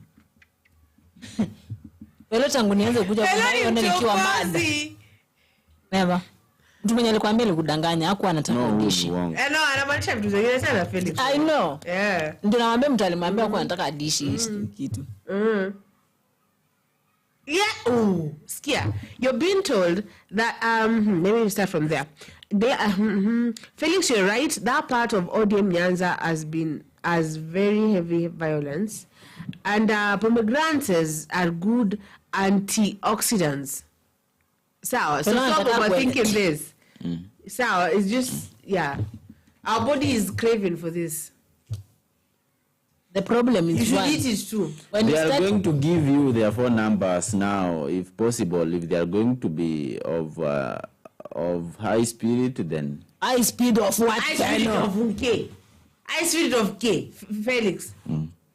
Wacha kufikiria Egypt. Yaani Felix umeenda mbali. Thank you so much. Zulfa. Umse Oyugi. Oyugi watu walimzungumzia yesterday mahali nilikuwa nimesimama where I could at some point take my time to listen to some of the elders. By that I do like listening a little bit when I could find some elders seated somewhere. What I heard them say about this issue whereby this person was about to be attacked. Walisema like Homa Bay is becoming Haiti. Yes. Yeah. Yes. And the government should enforce security, not even security, but army there. I don't know, this person was trying to exaggerate. I don't know whether this person was serious, whatever he was talking about. But he was trying to say that area is becoming Haiti. But how do I wish you could live along those things, though? I'm not comfortable here. I'm not safe. Okay. People, I'm not safe in the studio.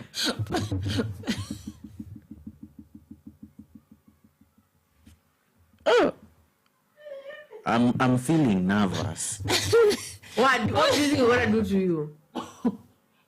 Hello. He's not safe. He's not safe. He's not safe with us here. We probably grant him. He's not safe. He's not safe from children Zulfa, Jamani. Jamani. I was trying to say that if possible, the government to enforce police officers there to do investigations, and not even police officers, but the soldiers. Yeah. Felix is not safe. People in Homa Bay are not safe. People of Homa Bay are safe. So, whereby at some point they could say that Mabe is turning hostile as compared to to those regions in the past, not in the past, but those regions which were mostly affected by insecurity in the past. That person escaped the death because the car was shot at. You know, we have a footage of him speaking about it. I don't know if we could. I don't know whether they are in that footage. Are they showing where the car was shot? No, is there him speaking about who he thinks attacked him. Now wakubwa wameanza kuwa attacked, by the way. Salase was complained. Na watu walimfuata. Na wakajaribu kumshika. I saw that clip in TikTok. Yeah. With an unlabeled car, which is white. Haya, niliwaambia kuna mtu alisema na alisemea mbele asifuna. Huyo mtu wa pikipiki asishuke. Aendelee hivyo, kuna wabunge bado tuna target. Happening now. So basically even the people. But now that is not like, but it is that threat, because some of the individuals are not going to fear to go to work. Sai tuko na insecurity. Na there is a rumor that an MP was unable to pay rent. Na ofisi ikafungwa. Hapana, ni president hajalipa rent pale KCC. Jana tushukua jitu. Kwanza ofisi ya president wamefungiwa wote. Unajua alishaiuzaga. Ati ameilisa apparently, but ameilisa. This is what Mr. Coach told us. No, si moja ni wote wamefungiwa. Every government mwenye kwa officers kwa hapo KCC wamefungiwa ofisi na hawajalipa. Sacrificing his or her own maybe money to pay rent is just a crime. Aiwe, kwani unalipa rent hapa? Can I pay rent here? Can I pay rent for this Kenyan News Alert? Haven't you ever seen me buy something in support of what I do here? Good. Now, oh, thank you so much. When do unasemanga watu wako arrogant? Sasa najaribu kuonyesha. You think I could pay rent here? Zulfo hivyo. When you really love. When you really love. Oh my, this is not arrogance. It is not my responsibility to pay rent here. Not rent. I'm not telling you to pay rent. We're talking about rent. How can you? We're talking about rent. We're talking about rent. I'm talking about rent. Where my MPC. We have introduced something, Felix, sawa, where we give out a riddle to the people, and when we give them that riddle, tunaanza na 20 bob. Mwenye anapata tunamtumia 20 bob. Mwingine akijibu ikosa ina 20 bob inaongezeka. Every hour 20 bob inaongezeka. Sawa. So this is the riddle of the day. Yesterday walishindwa, ya leo. Sawa. So basically if I give you the answer, you send that money to me. if you get the answer, I send that money. You get random. Yeah. Na mimi sijakubaliana nayo. Fit. Now, so the riddle of today is my father was Yeah, agree. I was adding a riddle to amejua tu Zulfa atamaliza alafu arushe mawe huko. This is the riddle of the day. So my father was on a bike kwa mteremko. Sawa? And he saw a 50 million note. What is he supposed to do so that he may take that note? How can he take it? So again, my father is on a bike kwa mteremko. Alafu pale chini kuangalia pale akaona pale haya. Mbona pale kuna nini? Kuna noti ya 50 million. Sawa? Na mali yako ni how anasema na bike yake ina break. Anafaa kuchukua je 50 million note. Ajiangushe tu. We don't have a 50 million note. No, that is not the answer. Okay, eti anafaa kufanya nini ndio achukue hiyo? Si anafaa kusimamisha baiskeli, ainame, anyoroshe mkono, achukue. Aje ina break na kwa mteremko. Hapana, hakuna 50 million note. Sasa chana na story ya 50 million note kwanza. That is the riddle of the day though. So if you get it, you get it. Aya, so it says it's Ruto's responsibility to pay the rent, CIMP. And the 51 million kwa everybody of the government that works there. Wamefungiwa maofisi wote. Sababu apparently KCC ililisiwa to a private strategic investor. Ambayo sasa for now it is worth 30 billion and now it gives every year 30 billion. I'm asking this billion. question. When an MP sworn in, si anafaa kukaa na ofisi yake kwa constituency? Si kwa KCC. Wanafanya nini Nairobi wote? Wote. Kwanza KCC kuna hizo 210 offices. Yeah, it's very big. Sasa wanafanya nini Nairobi? What are these people doing Nairobi? Si unaona hapa ndio wanakutana, wanacrashiana, wanaanza kuuana wenyewe. Si kila mtu anafaa patikane huko kwa constituency. Acha tuseme ukweli zote. Mimi Nairobi is well. Ni kucrashiana afanya uane. Na si kucrashiana ya kimapenzi. I'm sorry. Mimi clash. Si crash. Yaani ile story ya kukutana kimawazo, kisijui nini kwa sababu you are so close kila time. Si wanafaa kukutana bunge. Na mtu drive kwake arudi nyumbani. Ninauliza hivi. Are they not supposed to have their offices in their constituencies? Wanafanya nini Nairobi by the way? Let me tell you. Hawapendi kukaa kwa ma constituencies zao. Kwa sababu watakuja kuombwa pesa na wananchi. Ama watakuja kusumbuliwa kazi haijafanywa. Kazi haijafanywa. Sasa mtu mwananchi akikuja kukuomba pesa ati wewe niko na shida fulani nisaidie 2,000, mwingine kesho mtoto wake amefukuzwa nini kutoka shule, mwingine sijui kesho nini, hiyo ndio wanaepuka, si ndio? Wanaibuka na hiyo wanakuja kujifisha Nairobi, si ndio? What was the main reason then they could face these people before elections? Nonsense. Alafu napata mtu sasa time election amesharudi yote sasa. Let me tell you, saa hii hata tukikutana na any MP right now here mwenye constituency yake haiko Nairobi, iko sijui ni kwenda huko Meru kwa kina Zulfa huko Machakos, kwa kina mwingine huko the other side of the country karibu na Museveni. Na wako na ofisi hapa hivi KCC. They cannot give you the clear reason that can convince you why they are here. Others could give you a response saying that we are here because we can work from home. I can work from far, but I deliver services at home. How will you deliver someone that you're not there? But there are some of the limitations that we are going to face there that will not make that work. Kama hatembei kwa hiyo barabara kila siku, hata hiyo barabara inabidi kufiksiwa. Sababu akitembea mara mbili ile gari yake inakwama, ataona kamesi mahali. Lakini hospitali hapo kingojeka ndio hospitali hapo. Mimi nataka wafungiwe hizo ofisi warudi kwao kila mtu. Na hizi nyumba zenye maybe wanaweza kuwa merentiwa hapo na tujui. Watolewe hapo wapelekwe kwao. Truly these people wao ndio wanajitakia hata hizi mambo na insecurity. The moment you are so close every day, that will be the moment mnazoeana hadi mnaanza kila mtu akikuwa busy. Let me ask you a very simple question. If everybody will be busy elsewhere, everybody is busy elsewhere, women rep wako huko kuendelea kurepresent wanawake wa wanawake wengine huko kwa busy kabisa kufanya vitu, wataenda kukutana wapi? kama si kwa nini pekee kwa hii ya nini National Assembly wakifanya debate ya kitu fulani. Tunaambiwa. Thank you so much. Before tuanze kusoma nini, please let me ask you a question. These people are ever busy to an extent they are not even attending parliamentary sittings. At some point we could watch parliamentary sittings, almost the parliament is empty. At some point unapata speaker mwenyewe hayupo, ni mtu mwingine ameshikilia tena, hata hakuna watu hapo ndani. Wako wapi? Sawa? Na at the same time tunasikia wako na maofisi KCC, KCC. Kama wako na maofisi KCC, does it mean KCC is far from parliament?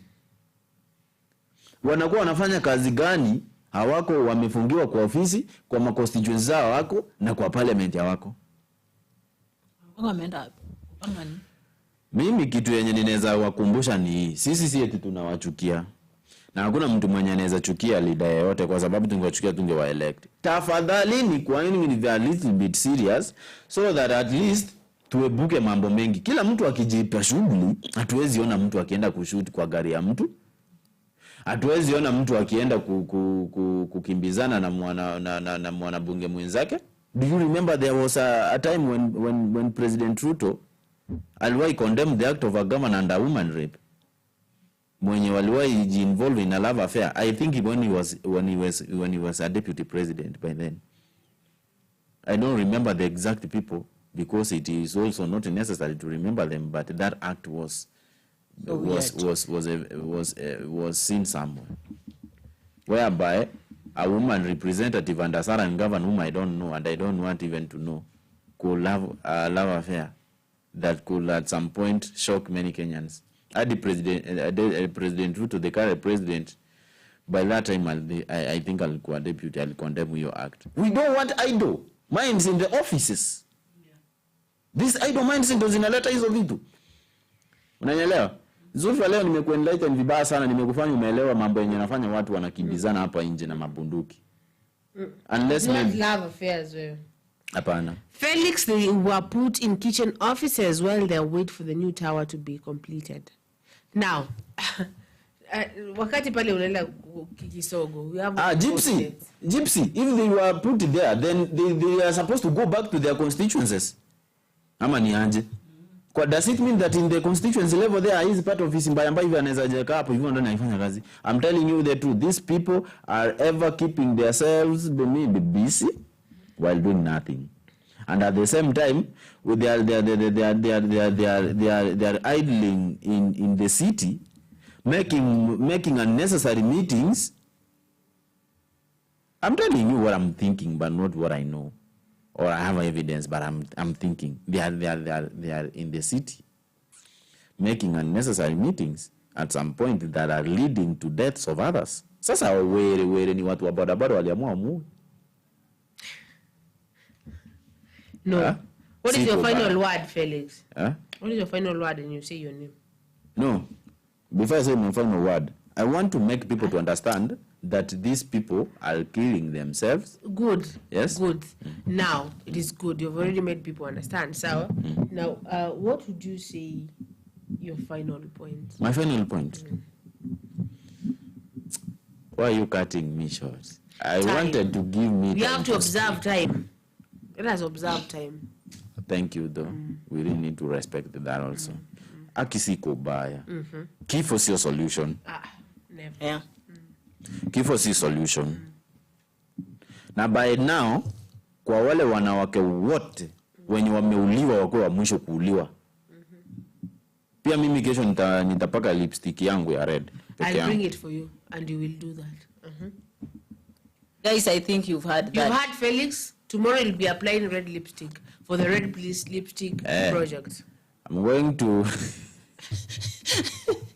Amejiweka kwenye kijiti. Amejivisha kiatu. Amejitia kijiti. Haya. Uzuri logo yangu inakaa red. So I'm going to do it in uniform. You said you will apply. So I'm condemning that act of killing women. Aki mimi wasiwadanganyi, we have killed many potential young women wenye wangekuwa so beneficial to this country. Not only me, but also you. Alafu, I'm not saying this in support of women to also take advantage and do something harmful to us. Please. Another thing, women, Kenyan women, you really need to understand that your security starts with you. Ukweli wango. It was very unfortunate when I saw a Kisi Polytechnic lady being stabbed by a boyfriend 6 times. It was very unfortunate. Huh? Atiwa? Atiwa? Yes, was killed. As a boyfriend. Yes. Do you remember? Zulfa, it was last year. Do you remember? No. You don't know? I don't even know that story. Yes. But there's security starts from you. There's a woman who stabbed their boyfriend 28 times. Hiyo nayo wanawake hawakuongelelea ingekuwa mwanamke. Aliongelea sana because mpaka watu waliandamana. Waliandamana. Mwingine ni wa boda boda. Hakukuja na pesa ya kutosha. Bibi yake akamuua. Alafu hawa watu wanasema ati stop killing women, stop killing women. It's not a competition. Stop all. Hiyo ni vitu zote zinafaa kuwa condemned. Do you remember there is a boda guy who could not manage to come with enough money? Felix, I'm definitely coming tomorrow early in the morning. Akuone na hiyo red lipstick. Please remember to carry that red lipstick. While I will apply it on your face and I'll call Nyawoke and say, siwa hiyo mrengo lakini amesema anafanya hivyo in solidarity of the women out here. I'm saying this. Security will start with you. Unanielewa? For those individuals who really think that we are going to be provided by security, that is an added advantage of security, but not security that will ever care of your life forever. Security will start from you. Remember to make fair debates that are of justice, and at some point remember to take care of yourself. Remember to be a friend of your own life.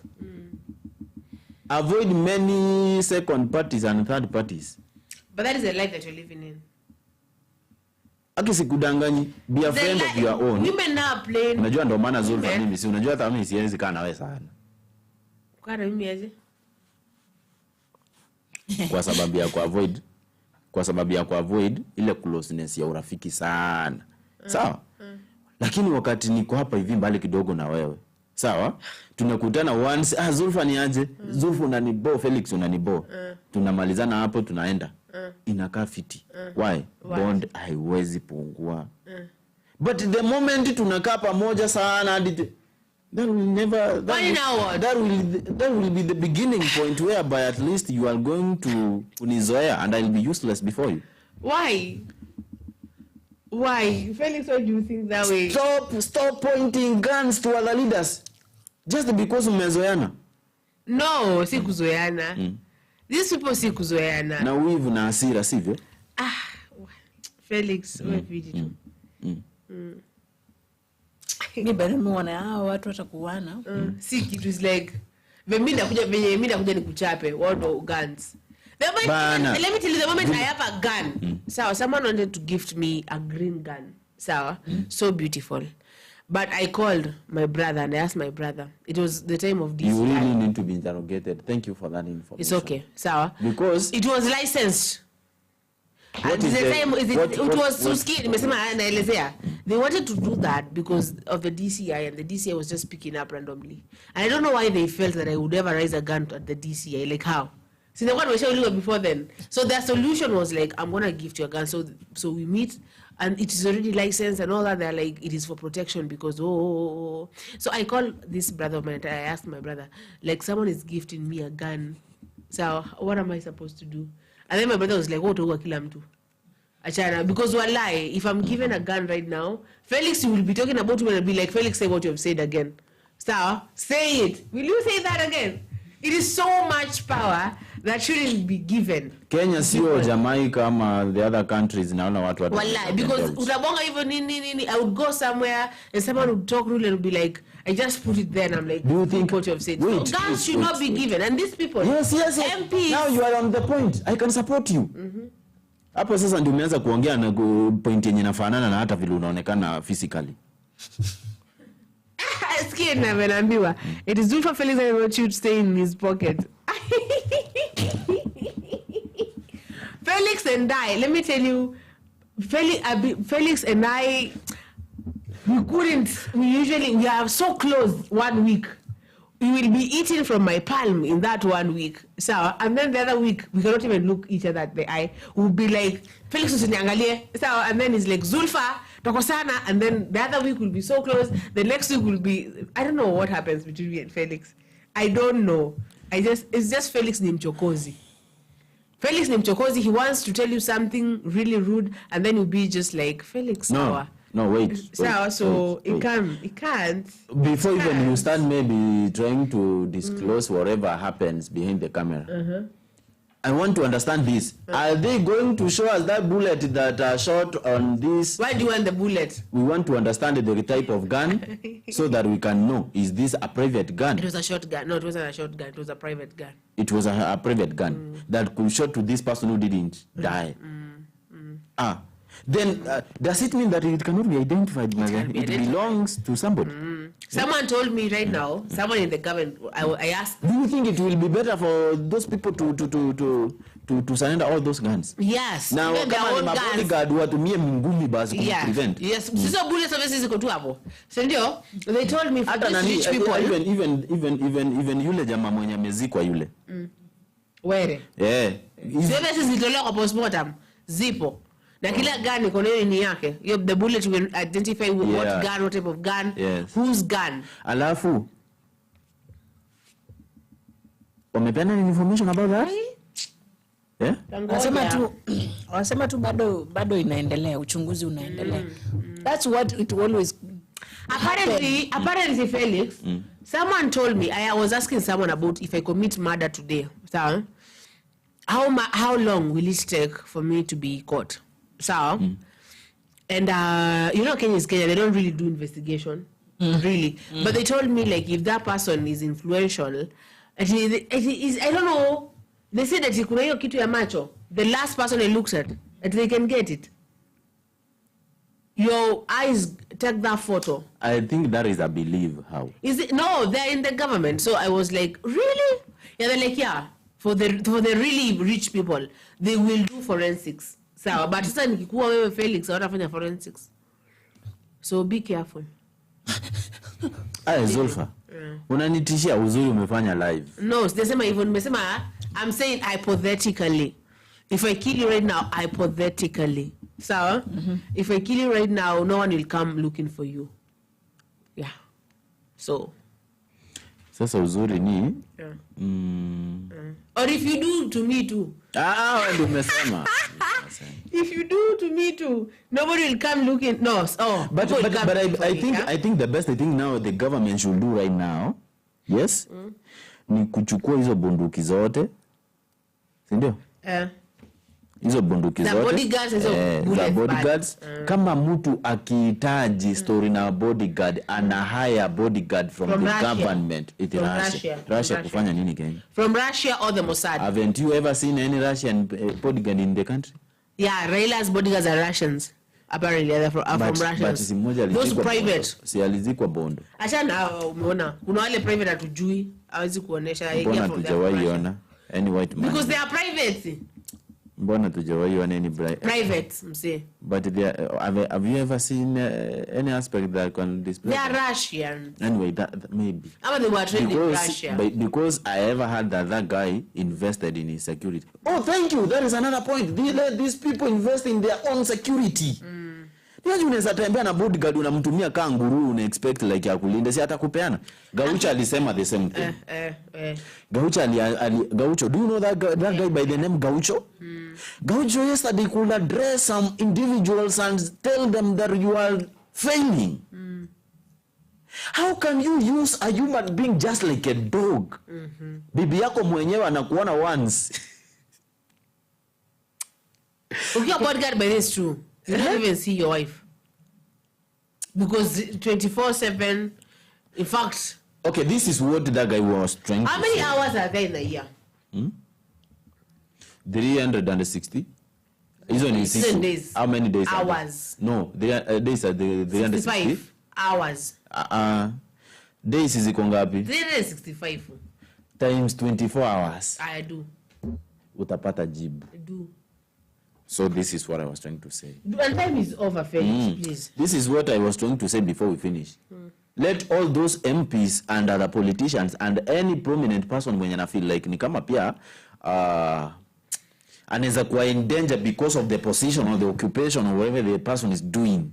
Let these people invest 8,000 hours in a year, apparently. So, now, Zulfa. like, I'm trying to say that bodyguards are all... Zulfa. Yes? Let these people invest in security. So umesema time imeisha. Let these people invest in security. When you invest in your security, let me ask you a very simple question. I, Felix, do I have any reason that can make me ashame my boss through not delivering my services well? Si niko na kila kitu yenye ninahitaji kudeliver. I'm just asking. Si niko na everything tilda. I'm in equip. Nikienda nje ninaweza watumia hiyo muengage na watu, si ndio? Equip hapa hivi ninaonekana nguo zenye nimevaa jana ndio nimevaa sasa, lakini ziko mingi, ukweli wangu. Hata mtu, somebody can think that I am only having one cape, but ni mingi, si ndio? I have been equipped. This guy has invested in me. I'm not straining to give all the services. How do you really think that I can maybe make a decision of betraying this person unless maybe I'm evil? You can give him much money. No, unless maybe I'm evil and I'm corrupt, yes? If someone tells you right now, Felix, so how much you're paid? You say I'm paid 70,000. Now I'm gonna give you 20 million from 70,000. I'm gonna give you 20 million. Akili yako lazima ikuwe mzuri, ujuaje pesa za haraka mingi ni kifo. Weskia, I'm gonna give you 20 million. You give me the location of your boss. Only that. Nitachukua hiyo 20 million na niende nimshtaki ashikwe. Nibaki na do. Then you should remember this is what you should do. You take the money, you inform your boss, sawa. You let them handle each other because your boss is your boss, sawa. And you, this one is the other person, and you disappear, Felix. But remember, now I'm going to be an enemy there. Well, obviously. No matter you're taking that money, you're enemy. So just take it and disappear. You go in a place like Forodhani, Zanzibari. Unaishi huko. Unasikiza tu mziki wa Bibi Kidude. Jina yake Bibi Kidude. Very, I don't know if they're still alive, but really beautiful woman that used to sing the original Taarabu. I love that woman. Used to go to Rita say. Rita. Where? Keep your name, Goja. Rita say. No. Come Rita on, says, girl. Kuna kitu nataka kusema ya Mr. One Time. Pia lakini nitasema next week juu mtanipika. Hapana. Rita, come on. Just say it. I'll protect you. Kwanza hapa hivi hawa wasichana ninawaogopa hawa wasichana. Hawa wasichana Rita leo hapa hivi hata mniombe. You know, pomegranate is just a fruit. Yeah. Rita. Yeah. Rita, we are waiting you to speak there. Speak, hata kupiga. Lakini si tumeelewana. The best thing these people could do, let these people to invest in their security. Bro, huwezi anza kutumia mkijana wa mtu eti anapiga zip bro. Si nina ametusha bro, umesema bro. Sasa thank you so much. Hapana. For accepting that you are bro. I'm a bro though. Sema. Thank you.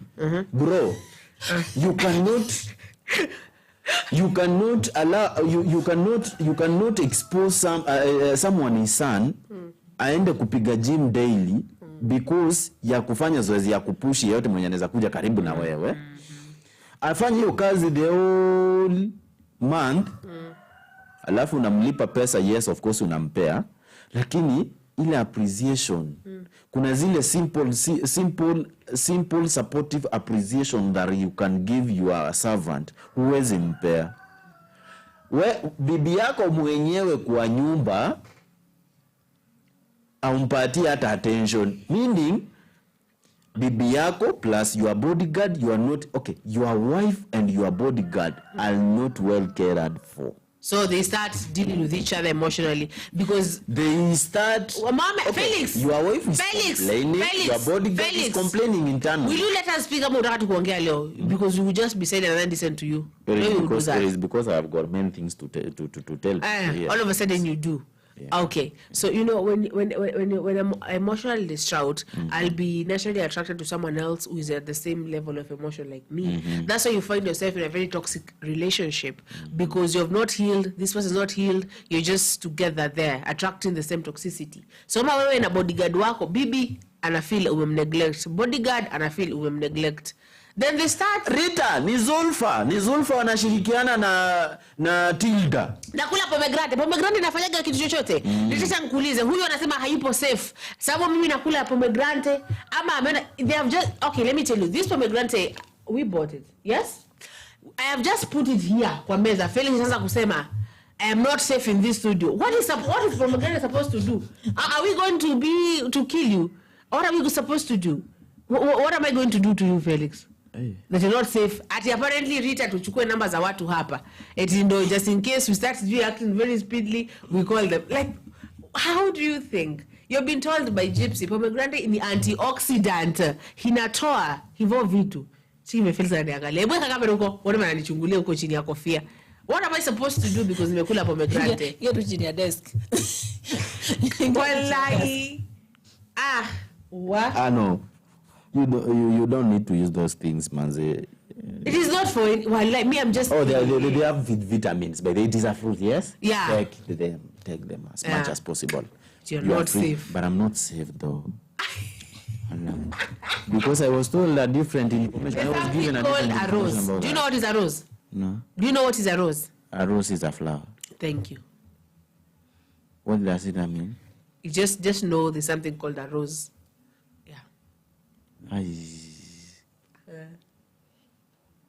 Ati what? Ebu nisikie.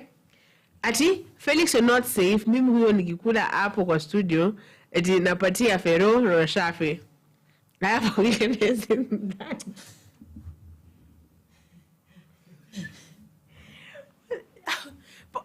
What is a pomegranate supposed to do? I think next time we won't come with those things, I swear. You are safe. Felix, I've told you there's something called a rose.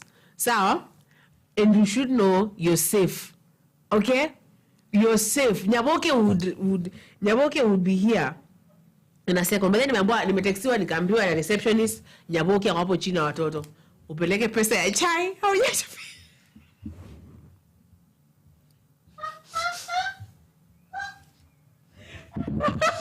Ajacha pesa ya mboga. Haujaanza pesa ya mboga. Walitoka Kisii ama? Walitoka Kisii siku zote wanaishi hapa. Tangu Felix sasa kuchekesha madem hapa live. Ano right Nyaboke came. Rita achana na story ya Zulfa. Unajua ni anataka kunichomea ndio nisipate mtu mzuri hapa hivi. No. Rita, let me tell you one thing. Sawa? I've been here with Felix tangu, sawa? And back then, actually, I didn't even know that he was married, sawa? Because, no, let me tell the people, because I am a woman who does, and if I sit down in this scene here, I'll never be good. I'll get married one day. Swear to God. What? Swear. You swear. I don't. God says, kwa commandment, do not swear in the name of God in vain. In vain? What is now? No, do not swear. Then this is. Do not swear. No. So let me tell you, people. So, anyway, Nyaboke one day, Felix. I have Felix's. No, let me tell people to Malaysia. I have Felix's phone. I see someone called Mama Watoto. I'm like, Mama Watoto. Okay. But I thought Felix was dating Malkia. So now I received the call. They're like,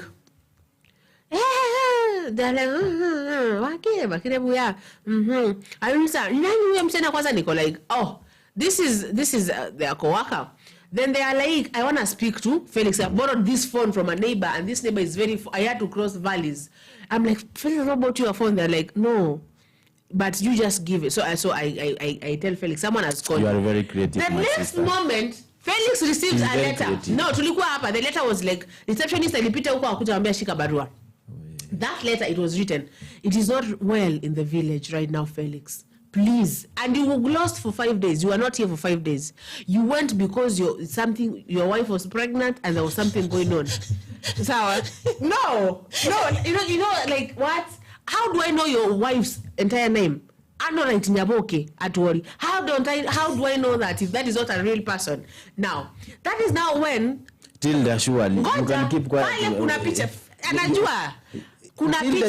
There was a phone. There was a picture, an e-picture, a hard copy picture of your children. That is when I was like, yeah. They say that Mora anahitaji vitabu. So Felix just rushed out and was like, let me go. So let me go. And that is how. Now I got the number. So I told your wife, Anorite, kuja huku Felix anataka kuoa bibi wa pili. Of which it is not wrong. But you just come. That is when I went to your place and I met Mora and Mogaka. I was told the other two have been left to tend to your mother because your mother is old and ailing. So tell me, is that not correct, Felix? My people, Zolf is that not correct? Writer. No. She can be creative as much as possible. Wewe, maliza live, twende pale chini, bibi yako pale chini watoto wanataka pesa ya mboga. Uliona Rita alisema akikule yeye anaweza pita na Fela kusema Zulfa. Hata Rita sinidie nataka kupita na mimi tupatufanya nini? Si muache. Yes, you see, I'm getting the cat of the bag. This cat has been scratching us in the studio. The wife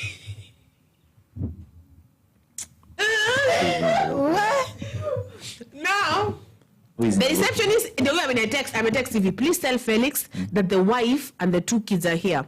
They look underfed. This is what the lady said. Confirm. Receptionist, we can play it on screen. We can play it on the screen. Yes. Forward. Well, what if we We would do what? We gave out our receptionist number. No. But this is what they are saying. When? Zulfa, please inform Felix that the wife is here and the... Oh, okay, sawa. Ngoja ni extend. Unajua mimi mambo ya hivi. No. Let me show. No, screenshot. Why? I'm showing the people.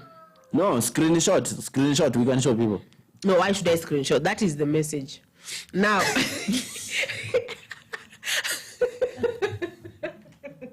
They are saying, tell Felix that the children are here, look really underfed, sawa. So, wanakula uko chini. Rita, I've been waiting you to speak what you wanted to speak about Kasongo, though. I don't know why you don't want to. Where do you take your salary, Felix?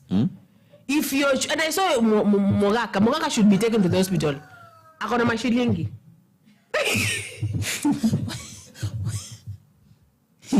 Guys, what? Thank you for blessing me. I'm telling you the truth. Thank you for blessing me. I wanna see you soon. You have to know that you will be having 5 kids. At 5. 5. Felix. With different women. No, with one woman. Nyaboke. 5. You don't want that woman to rest, oh. 1, 2, 3. You go chop him. 1, 2, chop him like rice. 4, 5. Yes. Ngumi. Akona already 5. Come on. And the way I see Nyaboke, this is gonna be twins. You're gonna have 7 children soon.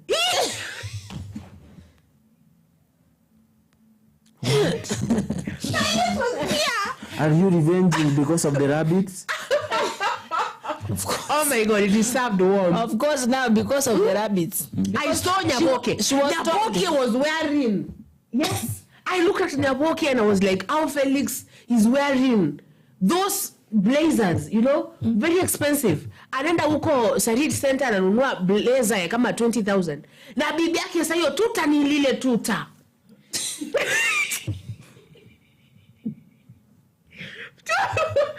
Mtoto, unaangalia mtoto, unashtuka huyu mtoto. Mara ya mwisho kula siku gani? Guy.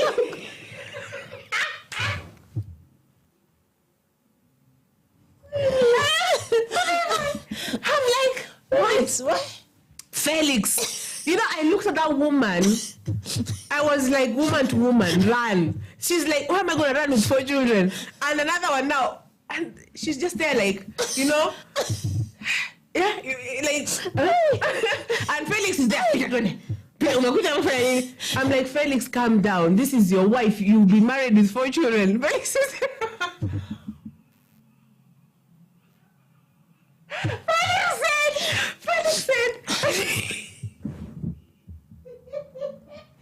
and this was his brother's wife. So,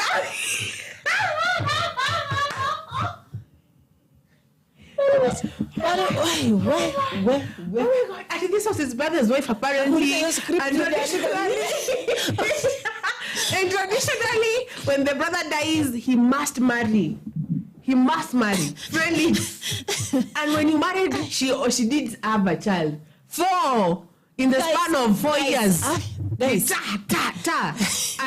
guys, this is the upcoming script. No, Felix, Because- no. Because Felix's wife is there. Felix anopenda pesa ya mboga. Sawa, waache kuacha watu hivyo. And Felix just be a man who is obsessed. Felix just be a man who is obsessed with fitness, finance, and family. And Mitch in everything else. This thing got no limit, man. Let me tell you, he's got no limit. If you see the wife, and she's a young lady. Like, if she's really well taken care of, she would be like glowing right now. Sawa, but tuta nilile. Dera ni ile, dera ni ya huko. Felix, please, tell the people the truth here. Tell Rita. Ambia Rita tu wenda kuwa bibi watatu. Lakini kuna Nyaboke, unwrite Nyaboke atuote. Tell the people. Felix is still shocked. You're still shocked that I have given out the cat.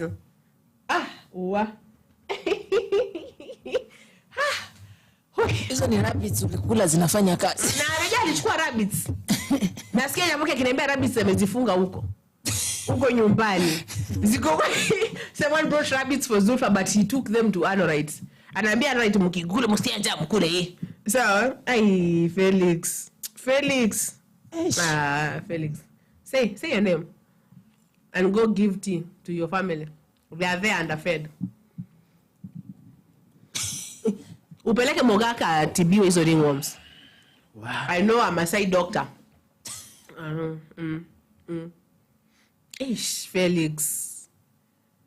Felix. Let me read this one. Okay, so Felix is a man whose identity is extremely bound to his relentless devotion to family, a fixation that experiences other aspirations or dimensions of his character. Are you feeling it? Even I see your wife is, the other wife that I told you about now is here. Saying what? Yeah. Hivi, kwani kuna Nyaboke, this man will kill me. Let me tell you something, my dear. I didn't know. That's why I'm telling you. And I saw if this is how wanazalisha Nyaboke. If this is any you look at someone, you're like, damn. And then Felix is like, si bibi yangu nilitafutiwa huyu bibi sijui alikuwa bibi ya brother yangu nini. I'm like, what? But she's pregnant though, you know? And then Felix is just like, we acha. Anaongea Nyaboke. Tubatichi pesa. I'm like, what? Mbona abatichi pesa? Felix anabanga blazer pesa ngapi? After I left him with a watch of more than 100k. Ulipeleka wapi watch, Felix? Watch 100k ulipeleka wapi? It is here. The watch, by the way, for real, he has a watch of 100,000. Wakati Nyaboke tutanilile. Jamani tutanilile. Dera yani amejifunga hivyo. You've ever seen those Nigerian movies? She's just like, waki talk to Felix. Show them the watch. Show, please. Bwana nini, producer peleka huko. Be producer. Be producer. Pole, be producer. Show the watch. It is here. So what is wrong with this? Why isn't your wife and your children? Why does your son have ringworms? Can you stop being so too much creative, because you are going to lose your creativity? You know you are going to lose that talent. Why would I create something like that? You are misusing your talent. Let me even put this for Magwanga down now. Why would I create someone's name? Baka niko na jina yake. Vizuri. Guys, you have come how to do you name your daughter Happiness?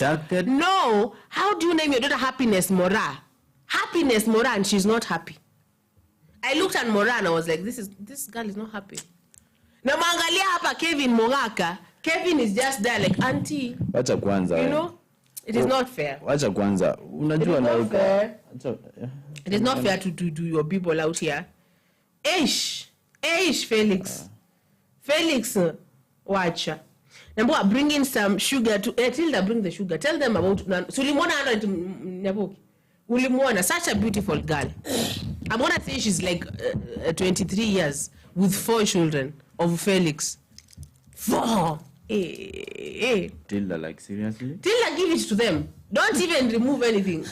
Just add sugar. Sprinkle it. How did you see when we went there? Me, I'm just quiet. Because Felix, what? You're afraid of Felix? I'm just quiet, just listening to the information. You didn't? Kwani tulikuwa na wewe together nini? Ama nilikuwa na nani? Maybe it was Anita. Anita? No, I think I went there with Lona. Even Lona bought bananas for the wife.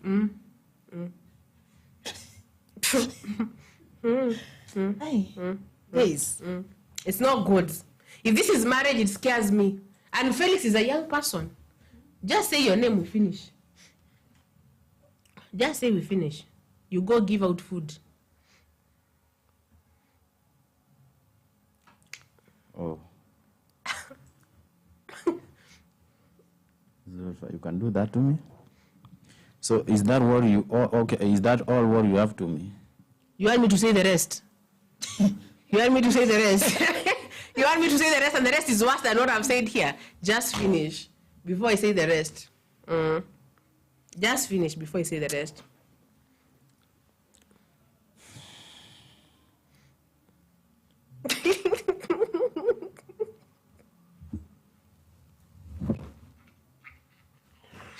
Felix, Maliza, sema jina lako. Tilda, say your name, we finish.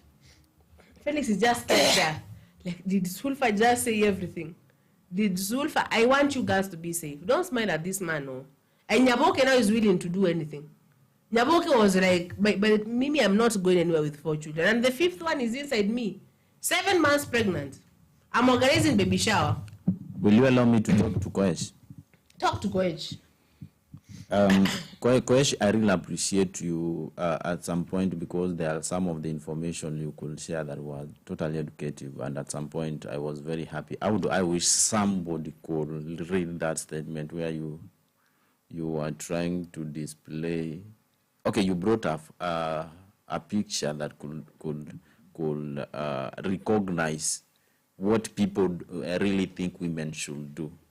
And they never knew that these things are just enclosing them in between one box that at some point could not give them their chance to exploit their abilities, because we have got different levels of ability. Nowadays, women are everywhere. They are doing good job. Yes? I remember even the day before yesterday. No, on Saturday, not the previous. Yeah, it was on Saturday. When I was taking Zulfa somewhere with Tilda and my team to just have fun, somebody who could drive us, is it not true? Somebody who could drive us, because my car was not in use during that day.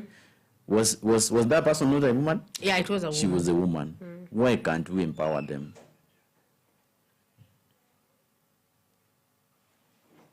We need to do what?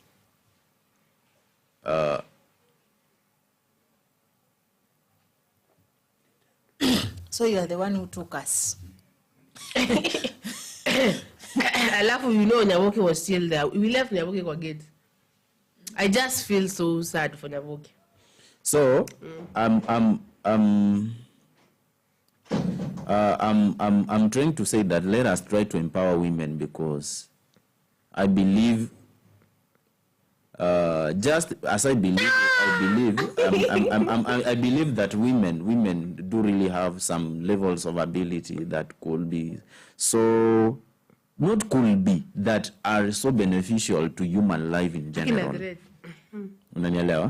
So, Coach, thank you so much for that, because we really need to understand that. Another thing, when it comes to security matters, let politicians invest in security. Nikidhani nilisema hiyo kitu na tukamaliza, si ndio? Kitu ya mwisho, Zulfa amejaribu kuniingililia hapa. Mimi niliambia Zulfa time inaenda and we are heading to midday age. Najua tunakuanga na morning age ya wale watoto wa kindergarten. Tuko na hapo hivyo katikati saa 5 hivi saa 4 ya watu wenye tumeacha hapa nyuma, na tunaelekea midday. Mimi Zulfa hata nikizeeka, I'm telling you the truth, nikifikisha 50 years naweza pata mtu wa kuoa. Lakini ukifika 40 years well. Zulfa, the way she is right now, she is almost 30 years. And she don't want to get married. Watu walikuwa wanaogopa nikasema kwamba is giving you that to say what? Watu walikuwa wanaogopa. But I am that like Zulfa anaweza kuwa so expensive. Nikamwambia hapana, mwacha kuogopa mtu. Stop judging the book by its cover. Oh my God. Just come tunaweza negotiate. Okay, no, so we are doing this now. Felix, we are doing this. No, I don't want any. Felix, you want us to tango this way. I'm thanking God for the gift of life, and I'm wishing you all the best. So you want me to get married? I want to get married. What if I don't want to get married? Man who will ever respect What if I don't want to get married, Felix? Who will ever accept your weakness and who will ever carry. Wacha amesema hivi. Ngoja. Wacha amesema. Ngoja. And thank you so much, guys. You have a nice time. Zulfa attempts to will blackmail. I don't know who I'm blackmailing, coach. Sawa. As a weapon. Yet the subtle, you know, like you cannot see it, but you can see it. Tremor in our gaze betrays the falsehood veiled behind our threats. I don't know who I'm threatening though. So, but maybe coach knows me better. Those Zulfa endeavors to manipulate through blackmail. Oh my God. The flicker of uncertainty within our eyes. You can see my eyes through this glass and the lashes. Oh, you must be really gazing. So, betrays the insincerity that underlies our facade. Now, let me tell you something. So, thank you so much. God is not asleep. What? So you're not saying that God doesn't eat in my place? God has used the I'm not threatening this person. This person's wife is there. I'm going to bring the pictures, Felix, and videos of your wife and your 4 children. Oh, God. So, like, I want you to find them in the next show. We are going, I'm very sure we are going to meet them. Here? Yes. You want us to bring your wife here? Yes. On the show? Yes. Yes. Yes. Thank you. Yes. Thank you. Yes. You're giving me really a good challenge. If Zulfa is not going to bring that person here, please, people, don't you ever try to trust her hata kwa kitu yenye anaweza nipinga. Haya ni mambo ya familia, Felix. Sawa? Nitamleta. Yeye na mimba yake ya miezi 7. Sema jina lako. Felix, you shouldn't. Mimba ya miezi 7. 7 mzee and 4 children. I don't know what you're doing. Nimetamani mtu abebe. Sawa, lakini hayuko. Atapatikana atabeba na utaona. Nani? Sasa kama ashabeba Nyaboke. Say your name. Say your name. Hi guys, my name is Tilda. Me ikifika hapo afadhali nikae chini ya maji. That game, that follow up ya maisha Felix. I don't know that much. Oh, you're new here. I know Felix. So, guys, my name is Tilda. Let's see you or let's meet you again on another time. Hapo itakuwa ni saa 6. Thank you for being in Kenya News Alert TV. We appreciate having you every day, every time that you are here with us. Tuwapenda sana na tuwaenzi sana. May God bless you and be with you at every time you need. Bye. So, thank you so much for joining us. Thank you to Mr. Koech. Thank you to my darling Gypsy. Thank you to Rita. Thank you to those who are texting me behind the vial. Gypsy. And Nathan can She's using a strange fruit here, and she has started calling you darling. Gypsy is my darling. Na siwa anamuita darling. Namuita darling kila wakati. Hapana umuitangi. Namuita darling. Wewe unakoga wapi? Aki mimi show ikisha natoka mbio.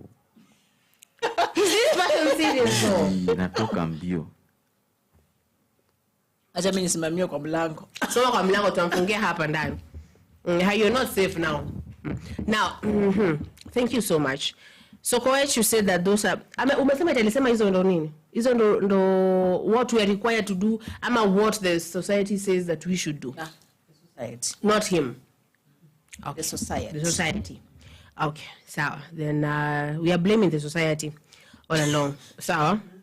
Because the society has given us this thing where Vitu vipo venye vipo.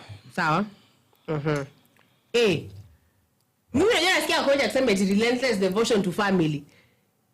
And I'm just like, let me not even get to it. Family which you should meet Nyaboke no hakuna relentless devotion to family. Sawa. So jina langu ni Zulfa, mnavyojua tutakuwa hapa kuanzia saa 6 mpaka mwendo wa saa 8. What we'll be doing semanasi, you shall come with something other. Apparently, let me give you a hint. Apparently, right now in Kenya, there's no deputy president. Let us not get into it. We shall get into it then. So, come prepared with points, Sawa. Come prepared with all. Hey. Prepared with your points. And yeah, we do love you so much, as you've heard Tilda say. We are praying for Felix's wife because she's not really good hapa. Mentally hayupo sawa, emotionally strained. Now, even sell the rabbits that you took. Just sell them so that you may take your children to the hospital. Okay? So, bye-bye. Wait. Thank you, Coach. May God bless. Again now. Let me see. What? Why, Coach? Why? What is Zulfa's judgments were not spoken. They were briefed, measured in subtle tension between withheld confessions of intangible. Oh my God. What? Every station her voice became what? You really goja. Yeah. I'm supposed to take this a certain way, but you're really good at writing these things. I'm even going to screenshot this because really, imekama kama kitabu. Ni kama ni kitabu nasoma. Zulfa's. Yeah, tomorrow the deal is there. Atajipaka lipstick. Zulfa's judgments were not spoken. They were breathed, measured in subtle tension between withheld confessions and intangible longing. I would read this book. Every citation in her voice became a gavel's echoes. Felix, Coach, this is really good. Felix, enamored by affection, yet forfeited by ambiguity, stood at the precipice of her unspoken inquiry. He was less defiant and more a riddle, an enigma. It's not an enigma, though. This one is not an enigma. Sawa, adorned in charm, guiltless yet, she is impeccable. You have betrayed yourself. No. You have shot. No, I'm just loving the way Koesha anaandika hii kitu. Yeah, that person anafaa kupeleka class. Wow. You're really good at this. Yeah. There. You never knew before? No, I knew. You never knew before? I saw. You couldn't even. But this is really beautiful though. Felix, tomorrow is a deal. One that lipstick. And Zulfa, you're going. The break is over. So we're going to meet here, Sasita. Coach. Where? I would read this book. Neza soma hiki kitabu. Kabisa.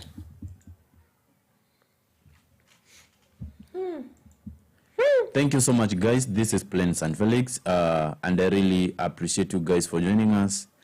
I wanna see you by 12. Thank you so much.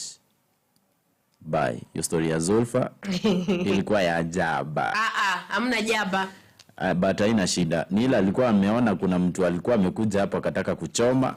Amepata mtu kumbe bado haezi mtishia. Bado mtu ako interested. Nani? Unataka nani? Yeah? Who do you want? Everybody. Why do you want everybody? Huh? Why do you want everybody? Why do you want me to look why do you want to give me a different image? No, I'm not giving you an image. That is your image. It is better. Image. Someone told me it is better that you just say if you're married or not. Which someone. You want to tell that someone to confirm. Ambia tu amade, mtakukubali that way. Nataka wajue siko people. Yupo. Ako hapo. Namkuja naye. Kizungu. Anyway, bye guys. Thank you.